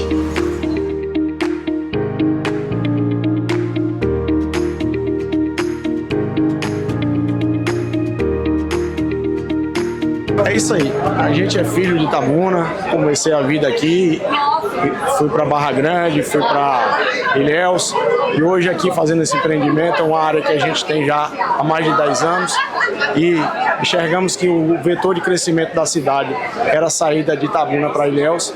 Trouxemos o atacarejo aqui para a gente, que já é realidade. Somos vizinhos do Jardim das Acácias, né? Um condomínio tradicional. Aí depois tem a churrascaria Los Pampas, tem mais o Jardim das Hortênsias, tem o Cidadele, tem os outros atacados. Então a saída da cidade é para aqui. Esse condomínio, como fica mais próximo de Itabuna, a 300 metros do centro, a gente esperou as coisas acontecerem e agora chegou a hora do Jardim Botânico.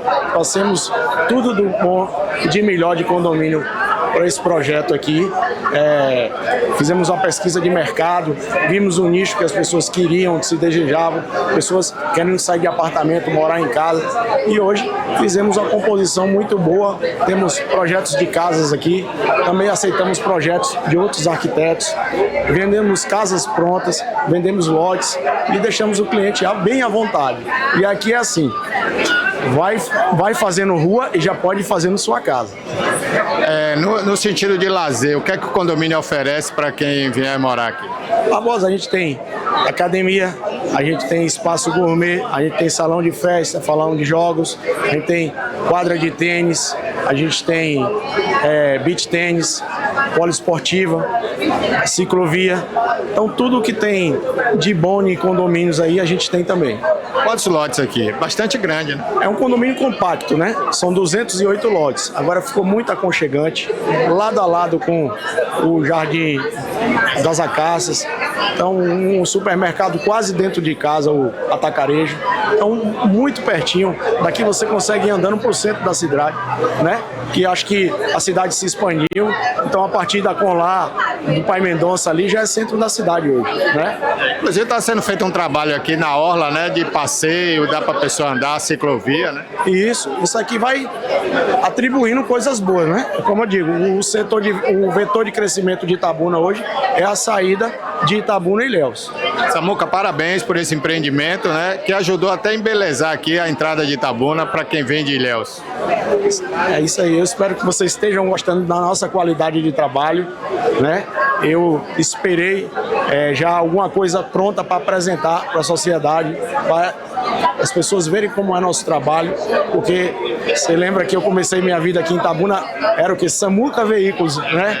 Desse tempo eu fui morar em Barra Grande, aí comecei a construir em Barra Grande, aí depois fui para Ilhéus e hoje estamos aqui e temos mais projetos esse ano para Itabuna. Inclusive o condomínio de Ilhéus está já super lotado, super povoado, né? Realmente o Morada da Praia foi uma coisa que foi além da expectativa.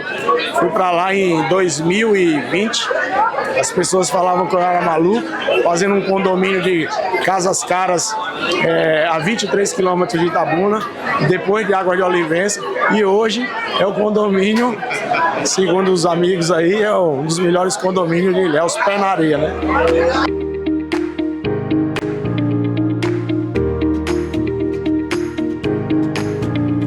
Dele, né? Tá aí. O futuro está na mão dele e ele vem fazendo, vem desenhando isso de uma forma maravilhosa. Então, eu acho que é o momento dele. Tem que cuidar, a gente tem que cuidar dele. Tá fazendo por Itabuna, tá. Por isso que o poder público está ajudando ele, está correndo, vamos fazer, porque ele faz direito, faz decente. Então isso aí é o que está ajudando a gente. E sem contar com o sucesso de outros empreendimentos que ele já fez aqui na Bahia. O sucesso serão os futuros, você vai ver. Tem um grande aí que só ele deve falar. Mas tem coisa grande para sair aí. Coisa muito boa para Itabuna.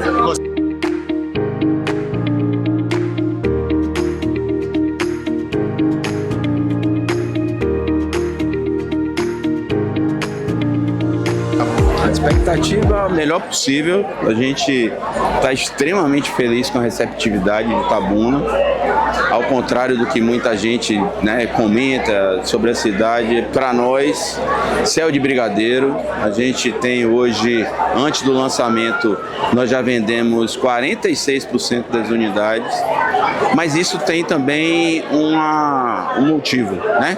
A gente está vendendo um produto único, não há concorrente. A gente está no vetor de crescimento da cidade. É um condomínio fechado para casas que tenham pessoas que têm condição de comprar casa, não casas maravilhosas de 3 milhões de reais.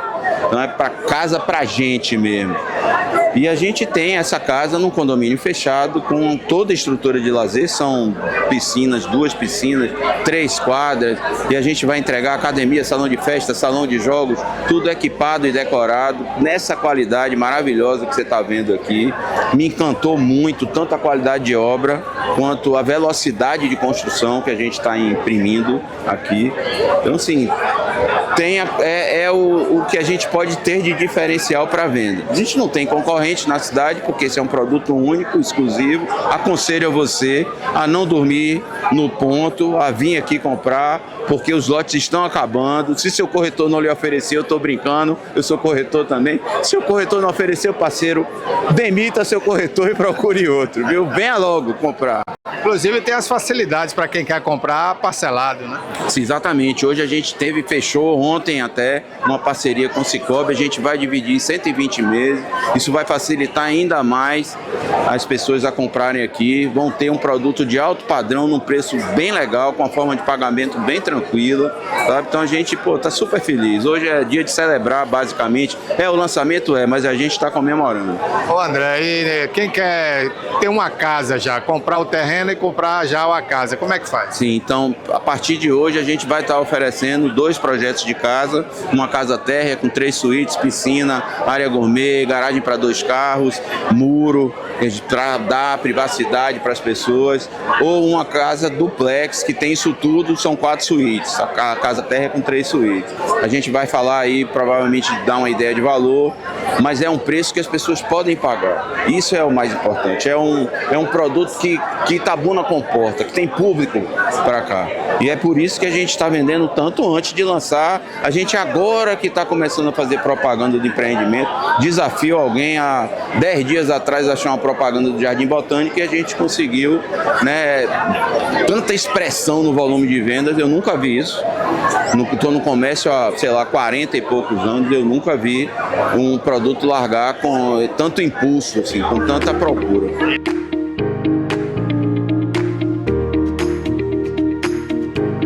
A pessoa que estiver interessada, a gente está ali na Avenida Beira Rio, a agência, né, do Cicobi. Ela vai ali com os documentos, né? A primeira tem uma prévia, né, de documentação, da negociação que eles vão fazer aqui no stand, e depois vão encaminhar para a gente fazer a posterior o cadastro dele, a abertura da conta e a análise do crédito, né? Ali ele vai poder ter umas linhas de crédito que pode ser feita até 120 meses, de acordo com a análise que a gente é feita e de acordo com que a gente faz as simulações na hora e verifica uma prestação que caiba dentro do orçamento da pessoa, né? E como é que está a questão de taxas? São acessíveis essas taxas? Dá para parcelar em 120 meses sem problema? Sim. As taxas nossas, hoje já estamos com a taxa de 1,5%, que hoje, pelo fato da Selic estar um pouco alta, às vezes até assusta um pouco. Mas, como o prazo é longo, né, e posterior, a gente pode até negociar isso, de repente, se caso tiver alguma redução, a gente pode verificar isso posteriormente numa redução de juros também. O que você falaria do projeto aqui do condomínio, que já é uma realidade, né? Já tem lotes vendidos, muita gente comprando. Qual a sua posição? Sim, a gente gostou muito, acredita no empreendimento, acredita no crescimento da cidade, né? Um empreendimento desse que vai ficar muito bonito, a gente acredita que vai ser um sucesso mesmo, e está sendo um sucesso de venda já. Isso vem a incrementar no crescimento da cidade e a gente acreditou nisso, por isso a nova parceria que a gente fez junto ao Jardim Botânico para ajudar a crescer ainda mais a cidade. Agora está me surpreendendo, está superior à minha expectativa. Quando você vê que as pessoas acreditam que o potencial que tem em Itabuna, investimento tem que ser aqui. Tudo que eu fiz em minha vida, investi dentro de Itabuna. Nós temos nossa clínica hiperbárica, temos uma clínica Cotef, já com 46 anos. Eu sempre acreditei e não é diferente. O auge do cacau passou. Hoje nós temos que fazer essa cidade cada vez mais bonitas e com condomínios como esse. Eu tenho certeza que vai ser um sucesso. Quem comprar não vai se arrepender, como eu.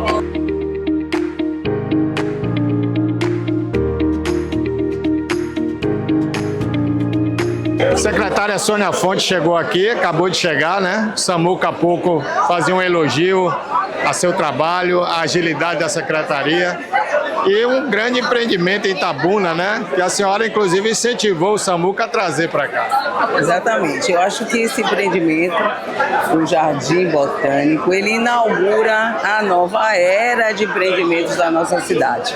Eu disse isso a Samuca, né, a todos os membros, arquitetos que compõem esse grande projeto, que Itabuna tinha praticamente 4 anos que não tinha nenhum empreendimento de peso a nível de loteamento, de oportunidades, né, de residenciais da nossa cidade. E com o investimento da infraestrutura que o governo do estado está fazendo, que a prefeitura de Itabuna está fazendo, a gente precisava motivar os grandes empresários a voltar a investir na sua cidade, com segurança. E aí, Samuca, com o Jardim Botânico, a família, apostou nisso, tinha um projeto semi-pronto e numa agilidade incrível eles fizeram todo esse início de empreendimento e hoje esse grande lançamento. Eu quero convidar a sociedade mesmo itabunense a prestigiar esse loteamento que está com um projeto belíssimo, o arquiteto Matheus Escavel, equipe, Estela, e vir não só empreender junto à cidade, porque eu sei que tem um déficit enorme de oportunidades imobiliárias, mas conhecer porque além de tudo isso, ele enobrece essa nova entrada na nossa cidade que eu acho, né, que já mudou a paisagem urbana. Então, Samuca, parabéns, meu filho, viu? Parabéns, você é um grande empreendedor e a gente fica muito feliz de Itabuna abraçar esse empreendimento com vocês.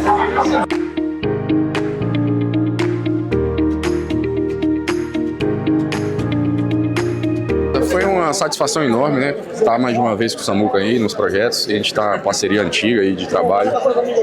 E o Jardim Botânico veio para suprir uma realidade, né? Uma necessidade de condomínios. A gente somos muito carentes ainda na região de condomínios. Praticamente 3 condomínios em Itabuna, né? Uma região tão grande aí com a demanda muito boa, mas com poucos condomínios. E o Jardim Botânico veio com uma proposta diferente, né? A gente tem um fechamento total dos lotes, um aproveitamento total da área, né? Não temos aquele recuo obrigatório que acaba inviabilizando alguns terrenos. Você tem um terreno, mas acaba não usufruindo dele. Então a proposta foi fechar totalmente o lote, possibilitando uma posição de sol. Se o seu terreno é poente e você quer ter uma piscina na frente, você tem essa possibilidade de ter essa piscina na frente, sua área gourmet na frente ou no fundo. Então, assim, a versatilidade de projeto e a maneira de trabalhar os projetos com esse tipo de criação que a gente fez, possibilitou isso. Então, são casas térreas de 3 suítes, casas duplas de 4 suítes, são projetos sugestivos. Isso não indica que é obrigatório seguir esses projetos que Samuca disponibilizou, que foi feito por mim. Qualquer arquiteto pode vir trabalhar aqui, desde que siga as normas do condomínio. Está aberto, é uma oportunidade de trabalho aqui para a região, né? Tanto para as outras construtoras, para os outros arquitetos. Então, é isso que a gente tentou trazer, corrigir algumas coisas que a gente presenciou no passado de outros condomínios e tentar corrigir aqui, né? Estacionamento para visitante, que é uma reclamação muito grande em outros condomínios, né? Essa questão do fechamento do lote, para quem tem animal pequeno, para quem tem criança, poder deixar ficar mais à vontade, usufruir do terreno totalmente. Então, várias coisas que a gente veio observando em outros condomínios e tentamos corrigir aqui no Jardim Botânico. Tem também uma área de lazer aqui, né? Vai ter academia, uma série de coisas aqui. É uma área de lazer completa, academia, salão de festas, espaço kids, beach tênis, quadra de tênis. Então, assim, tentou fazer uma coisa compacta, né? Isso para não onerar muito em valor de condomínio, não ter um clube muito exagerado, mas tudo que é necessário a gente tentou incluir para poder atingir o objetivo sem onerar o condomínio. Samuca e os empreendimentos que ele faz e já fez na cidade de Ilhéus, aqui em Itabuna, não tenha dúvida. Ele veio marcar com grande sucesso esse novo condomínio em Itabuna. Um condomínio que não oferece perigo nenhum, nem perigo de água, vocês sabem, nós estamos próximos ao rio, e uma área bem conservada, e é sucesso total. Vamos ter um condomínio aqui seguro e com todas as qualidades de lazer, como é a marca do grande empresário Samuca. Nery Martinelli, o que é que você tem a falar sobre esse grande condomínio sendo lançado hoje, já com muitos lotes vendidos, né? Inclusive você já vendeu muitos lotes. Não vendi não, meu filho vendeu. Olha, eu acho isso aqui é um sinal grande que Itabuna está despertando, está crescendo. Os empresários de Itabuna estão acreditando de novo. Então, empreendimentos esses, tem outros aí acontecendo, entendeu? Eu fico satisfeito. Meu sucesso em Itabuna foi graças ao comércio. Então, esse comércio está renascendo e as pessoas estão acreditando. Eu fico feliz por isso e desejo o maior sucesso do mundo ao Jardim Botânico, e a Samuca e a equipe deles. Obrigado, Papozinha. É você, meu amigo. Obrigado a você. Para fazer... A impressão que eu tenho aqui é positiva, né? Foi uma coisa que Samuca acreditou, fez, e a gente vê que é uma realidade maravilhosa isso aqui hoje aqui. Já comprou seu lote aqui? Quase. Estamos negociando aí, mas com certeza eu vou estar aqui dentro aqui. Realmente eu hoje estou impressionado, agradecido, inclusive por estar participando de um evento desse porte. Primeiro porque Itabuna sempre esteve na vanguarda da parte econômica da região sul do estado. E segundo é que nós estamos no pico de uma crise movida por preços da commodity principal, que é o cacau, da região. Só nos resta agora a opção de investimento em imóveis. E a felicidade é que um lançamento do Forte agora de Samuca, trazendo isso aqui no padrão internacional. É um dos poucos no sul da Bahia, se não for o único, que já começa num padrão completo, só para o uso, já pronto para uso, pronto para terminação. Então é um retorno garantido para qualquer investimento.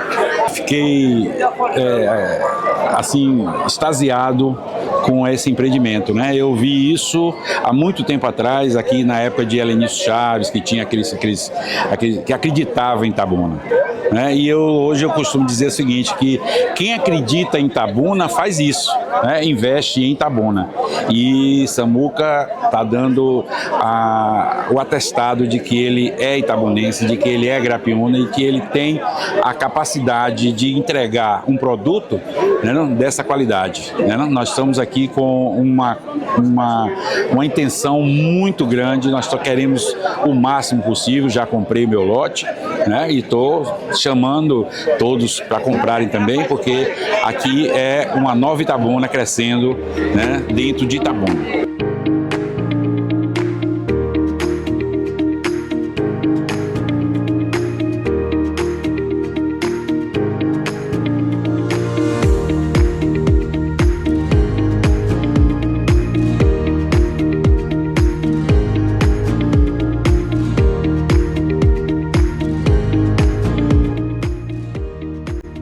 Aí, olha, parabéns mais uma vez, né? Parabéns aí aos empresários, Samuca Franco, seu pai Nilson Franco, por esse empreendimento, né? Itabuna, terreno ali bem na entrada de Ilhéus, né? Itabuna, na rodovia Ilhéus Itabuna, que, como eu disse no início, vai deixar aquela entrada mais bem estruturada, mais bonita. E quem morar ali vai morar num local super privilegiado, né, ao lado de grandes supermercados. Ali vai ser feita agora a nova orla do Rio Cachoeira. Então vai ser um lugar mais aplausível, um lugar bacana para se morar. Não é isso, Toné? Qualidade de vida muito boa. Eu acho que a localização, né, é estratégica, né? E em plena Mata Atlântica ali, né? Exatamente. E o acesso é fácil. E O projeto arquitetônico mesmo, que é do Matheus Esquivel, está muito bem elaborado, muito bonito, mais alta qualidade. A área de lazer é fantástica, como ele falou, tem quadra de beach tênis, tem piscina, tem academia. É realmente um negócio muito bonito. Ficou excelente. Eu gostei muito do que vi, o empreendimento. A gente tem que realmente parabenizar o Samuca. Ele é uma pessoa já, empresário vitorioso, ele tem empreendimentos em em Barra Grande, muita coisa interessante. Ele tem o Ilhéus Praia Hotel aqui em Ilhéus. Tem um condomínio em Ilhéus também, muito bacana. Tem, Moradas do Sol, Morada da Praia. Inclusive nesse condomínio, Toné, tem mais famílias até de São Paulo, né? Porque várias pessoas foram vindo de São Paulo, comprando, gostando, indicando para o amigo. Ali, na Zona Sul. Para lá é caminho depois de Olivença. Inclusive o saudoso prefeito Fernando Gomes, ele foi um dos primeiros a comprar ali um lote e construir uma casa. É um local também muito bonito, tem muitas casas já, um local lindíssimo também. Praia, né? Litoral. Mas a gente só tem que parabenizar, Samuca realmente visionário, está investindo em sua cidade, o dinheiro vai ficar aqui, as taxas vai pagar tudo aqui, como Sônia Fontes falou, isso dá um novo gás, né? É uma nova vertente que dá para empreendimentos imobiliários desse tipo aqui em Itabuna. Parabéns, inclusive o próprio Samuca falava sobre isso, né? Que todo o material que ele está empreendendo ali, todo foi comprado em Itabuna. Adquirido aqui em Itabuna, nosso mercado. Ele faz questão de comprar até um prego que seja no comércio de Itabuna. Então, isso valoriza o nosso comércio, né? É um itabunense, já foi comerciante em Itabuna também, ele teve lojas de carro em Itabuna, né? Então, é uma pessoa que conhece a realidade daqui e quer ajudar também o comércio da cidade. E ali tem já a duplicação da estrada, ali tem tudo a ver ali, né? Vai ficar um negócio muito bonito. Pois é, e agora essas casas que vão ser construídas lá, vai gerar mais renda e emprego para Itabuna, porque já venderam mais de 40%, foi 46%, como falou ali o André Nogueira, né, que faz parte lá do Essas grupo. Casas que serão construídas, os materiais serão adquiridos nas lojas de Itabuna, né? Então isso vai movimentar ainda mais o comércio. Mas vocês têm que ir lá fazer uma visita, sem nenhum interesse, sem nenhum compromisso. Vá lá olhar. Vocês vão olhar a maquete, vai olhar, vai ser em loco, vai percorrer lá as áreas já definidas, tem a área já vias abertas. Então vocês precisam ir lá para olhar, para ver de perto o que é o empreendimento. Vale a pena. Inclusive tem um projeto das casas que serão construídas lá, né? Casa com 3 suítes. E tem a casa com 2 pavimentos e 4 suítes. Como ele falou, com piscina, com muro para dar privacidade, tudo. Ele explicou, né? O Matheus. Bacana, viu? Muito bom. Vale a pena fazer uma visita, né, Barbosa? Eu gostei muito. Eu fiquei realmente muito satisfeita e gostei muito do que vi. Me agradou muito. Dos condomínios que já existem em Itabuna, né? Esse, sem dúvida alguma, vai ser o melhor e mais acessível, por incrível que pareça, né? Fica mais no centro da cidade, vai ter todo o serviço do município, ou seja, você não precisa se preocupar com coleta de esgoto, água encanada, né? Tudo isso já tem. E ainda tem essa vantagem que está bem situado, vizinho a um supermercado. Você não precisa, você vai até a pé fazer suas compras, você não precisa pegar o carro para vir na cidade.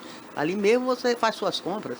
Exatamente. Tudo a ver. E a orla agora que vai ser licitada, né, conforme Sônia Fontes falou aí, a orla do Rio Cachoeira, que vai pegar toda aquela parte do prolongamento ali da Juraci Magalhães, o viaduto, né, até o segundo viaduto, e aí vai pelo bairro São Judas, dá a volta, toda aquela orla vai ser feita.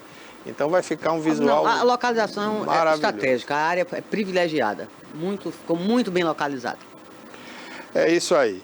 Bom, vamos dar sequência aqui ao programa agora, né? Vamos falar aí de outras notícias, né? Que são destaques aqui hoje. Você quer falar de quê? Da pesquisa da Datafolha, do caso Master? Olha, vamos falar aqui, Toné, inicialmente, né? A gente estava falando há pouco aqui das guerras, né, da situação, e tem também a situação do caso Master. Vamos falar do Banco Master, né? A Polícia Federal pode quebrar o sigilo e identificar eventuais irregularidades no resort Itaiaiá, no Paraná. após suspeitas de crimes financeiros com fundos ligados ao equipamento no qual uma empresa da família do ministro do Supremo Tribunal Federal, Dias Toffoli, foi sócia. Ele diz que é da família, né? Mas, na verdade, tem Dos imagens... irmãos, né? Tem imagens dele lá, recebendo autoridades. E os irmãos, numa entrevista à Folha de São Paulo, a mulher de um dos irmãos, né? Porque tem um irmão que é padre. E tem um outro que, coitado, pela casa você vê que ele não tem condição de ter um resort daquele. A própria mulher dele falou, olha, você está vendo aqui minha casa, as condições que eu moro, aqui tem cara de ser dono de resort. Então, resort foi de quanto? 5 milhões ou mais? 5? Até agora que se descobriu, tem mais de 30 milhões investidos mais ali. Mais de 30 milhões. É. Então, a própria mulher dele falou, olha, não tem condição. A casa do irmão do Toffoli, ele diz que é o dono do resort, não vale R$1 milhão em um bairro de São Paulo. Então, como é que essa pessoa ia ter condições? Um negócio nebuloso. Aliás, não é negócio, é negociata, né? Isso é coisa de quadrilha, né, Toné? Uma quadrilha que estava infiltrada aí no Supremo Tribunal Federal, isso é a verdade, em forma de ministros. Agora, o problema é... Com cara de lavagem de dinheiro, né, Barbosa? O problema é como tirar esses elementos agora do Supremo, porque só quem podia tirar é o Senado Federal. Aí o Alcolumbre já está envolvido até o pescoço. Então, acho que primeiro os senadores vão ter que tirar o Alcolumbre do cargo de presidente do Congresso para nomear um outro presidente, para aí sim botar em votação o impeachment desses ministros, que são bandidos, né? O outro apagava até as mensagens, quer dizer, se ele fosse o juiz de um elemento que fizesse isso, esse elemento já estava preso, as contas bloqueadas, né? As contas da mulher, dos filhos bloqueados, e porque ele está lá no Supremo atrapalhando as investigações. Então ele próprio tinha que se colocar ali, né, numa situação de impedimento de estar trabalhando no Supremo Tribunal Federal. Era o mínimo que ele deveria fazer em respeito a todos nós brasileiros, né, Toné? E sem falar no Toffoli, eu estou falando do Alexandre de Moraes, né? Mas o Toffoli, a situação é, se não igual, pior. Ô Barbosa, eu acho que tem muito, muito caroço nesse angu, porque tem muita coisa aí para resolver. Tem muita coisa que precisa vir à tona. E como se trata de membros da Suprema Corte, tudo parece que é cristal, você não pode tocar, você não pode falar, mas tem que ser transparente. Para o cidadão comum, quando acontece qualquer coisa de errado, qualquer equívoco, todo mundo coloca na rua. Então, por que não a pessoa da Suprema Corte? Eles são invioláveis? Não. Intocáveis? Não. Eles são cidadãos igual aos outros. Eles erram? Não. Eles erram em proveito próprio, né? Dinheiro deles. Você vê o caso da Viviane Bartz, a mulher do Alexandre de Moraes, do ministro. Ela, a banca de advocacia dela, da qual ela faz parte, tinha um contrato milionário com o Banco Master. Ela levava 3 milhões por mês, um contrato por mais de 4 anos. São milhões de dinheiro, rios de dinheiro. Aí agora a defesa dessa banca de advogados, desse escritório, resolveu dizer que não. Aí o contrato só previa consultoria. Não advogou, que o escritório disse que não advogou nada em benefício que estivesse sujeito à interferência do STF. Quer dizer, para não dizer que houve conflito de interesse.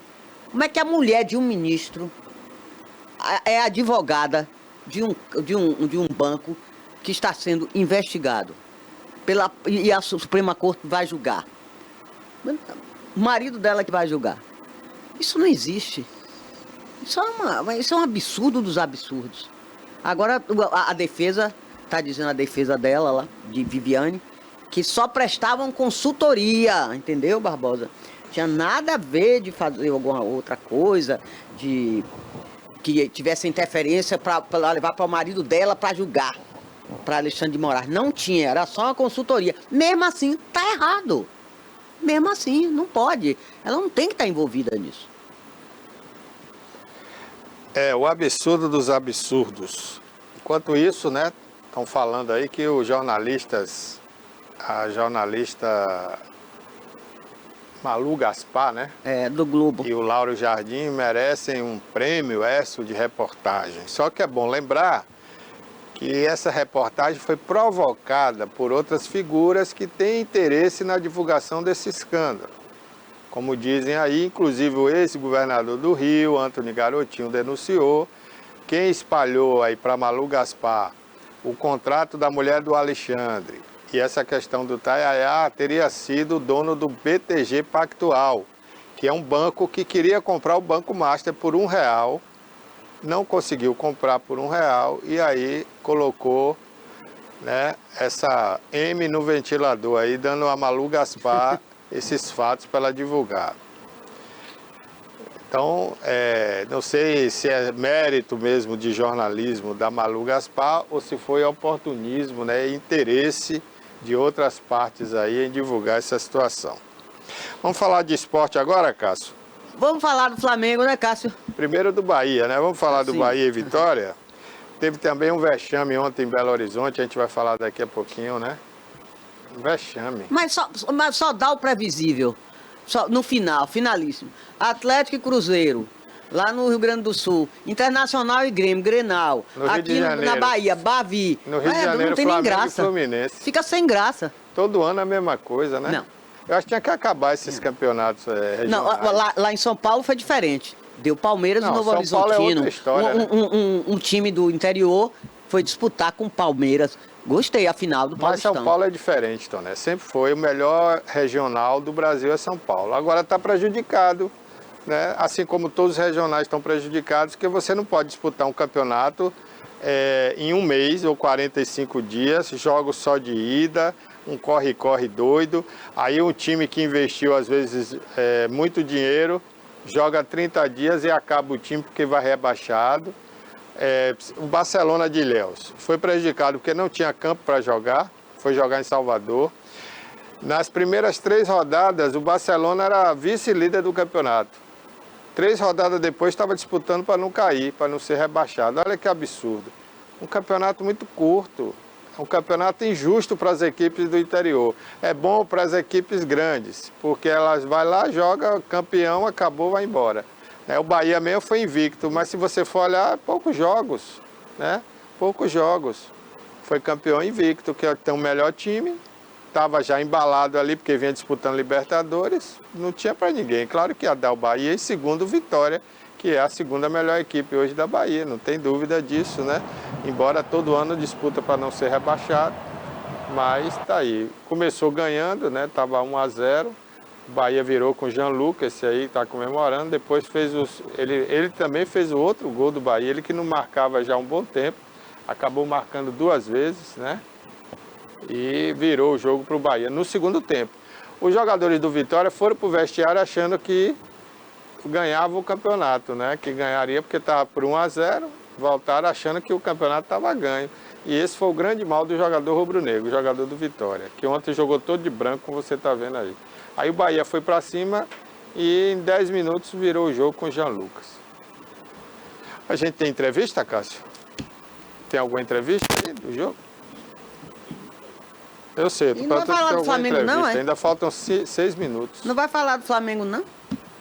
Vamos falar do Flamengo Tudo já. quietinho, hein, Cássio? Ninguém nem fala. Vamos falar, né, Tem muito torcedor do Flamengo aqui no sul da Bahia. A gente está mostrando ali a comemoração do Jean-Luc. Tirou a camisa, tomou o cartão, né? Não sei porque o jogador insiste em tomar o cartão amarelo. Essa mania de tirar a camisa para acabar com essa bobagem isso, né? Acabar com Cai, isso. fica rodando a camisa, joga para lá. Pra que isso? Eu acho que até desvaloriza, né, o time.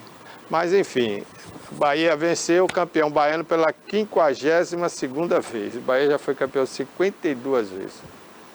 Não sei se é mérito ser um campeão de um campeonato tão E que no pequeno, final fica só tão Bavi, medíocre. tá? Não tem nem graça. Não, a gente já teve outros campeonatos que o time de Ilhéus foi campeão, né? O Jequié foi o Mas Atlético, quando isso, Barbosa? Gente, agora, Toné, essa década agora que a gente está, o Atlético de Alagoas foi campeão 2 vezes, né? Vários times do interior já foram campeões. Agora, não nesse formato desse ano, que foi talvez em função da Copa do Mundo, né?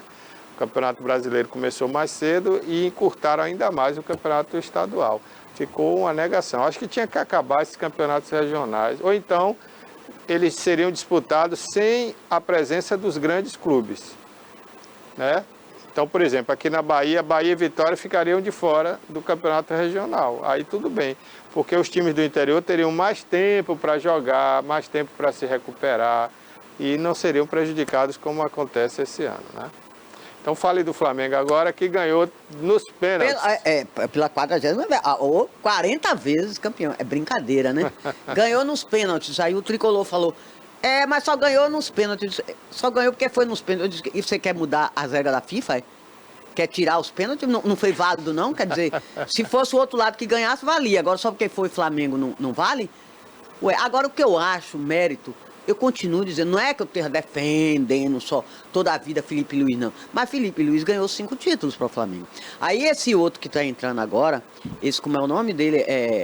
Lauro Jardim. Lauro Jardim, não. Léo Jardim. Léo Jardim. Léo Jardim. Ele, o novo técnico. Então ele tem 5 dias que entrou no Flamengo e já ganhou um título, levantou uma taça. É brincadeira, né? Aí o mérito tem que ir para Felipe Luiz, afinal de contas. O elenco é o mesmo, Barbosa. O elenco é o mesmo. Mas o treinador também, às vezes em 2 jogos ele muda a cabeça do time, né? O time não tá bem. Não, o Flamengo mostrou intensidade. Eu ainda sou Tava saindo de uma crise, mas ele não tá bom. Eu ainda sou daqueles que acham o seguinte, quem ganha alguma coisa é jogador, e quem perde também é jogador. Nem o técnico perde, nem o técnico Eu tô com você. Exatamente, concordo com você. Até porque se os jogadores quiserem fazer uma panelinha e perder para tirar o técnico, eles fazem isso. Mas o Flamengo porque no Brasil é mais fácil tirar o técnico. Foi Flamengo, conseguiu frear o Fluminense, ficou no 0-0, teve que ir para os pênaltis. Na definição dos pênaltis, valeu a performance de Rossi, que pegou 2 pênaltis. Obrigada, nação, raça e paixão. Ok, gente, por hoje é só. Mas logo mais às 5 da tarde tem a 2ª edição com o Joab Paiva, no comando do TVI News. Até lá. Criada em 2005, a TVI se tornou a primeira emissora de TV por assinatura fora do eixo Rio-São Paulo, transmitida pela operadora TV Cabo para mais de 40 mil espectadores em Itabuna e Ilhéus. Com uma programação 24 horas no ar, a TVI chegou a fazer 6 horas de programação local diária ao vivo, revelando talentos para a televisão baiana. Inserida na Lei do Cabo, a TVI passou a integrar o seleto grupo de TVs com programação qualificada junto à Ancine e contribui com a capacitação do mercado audiovisual da Bahia para a captação de recursos para a produção de minisséries, reality shows, documentários e outros produtos de entretenimento para as mais variadas plataformas. Equipada com estúdios de áudio e vídeo e modernas ilhas de edição, a TVI também está preparada para trabalhar no jornalismo factual local, inclusive utilizando sua unidade móvel SDNG. Passando agora por uma reestruturação, a ação programadora detentora do canal TVI se prepara para transformar o sul da Bahia em um polo de teledramaturgia, movimentando o mercado do audiovisual da Bahia. TVI é da Bahia, é da gente.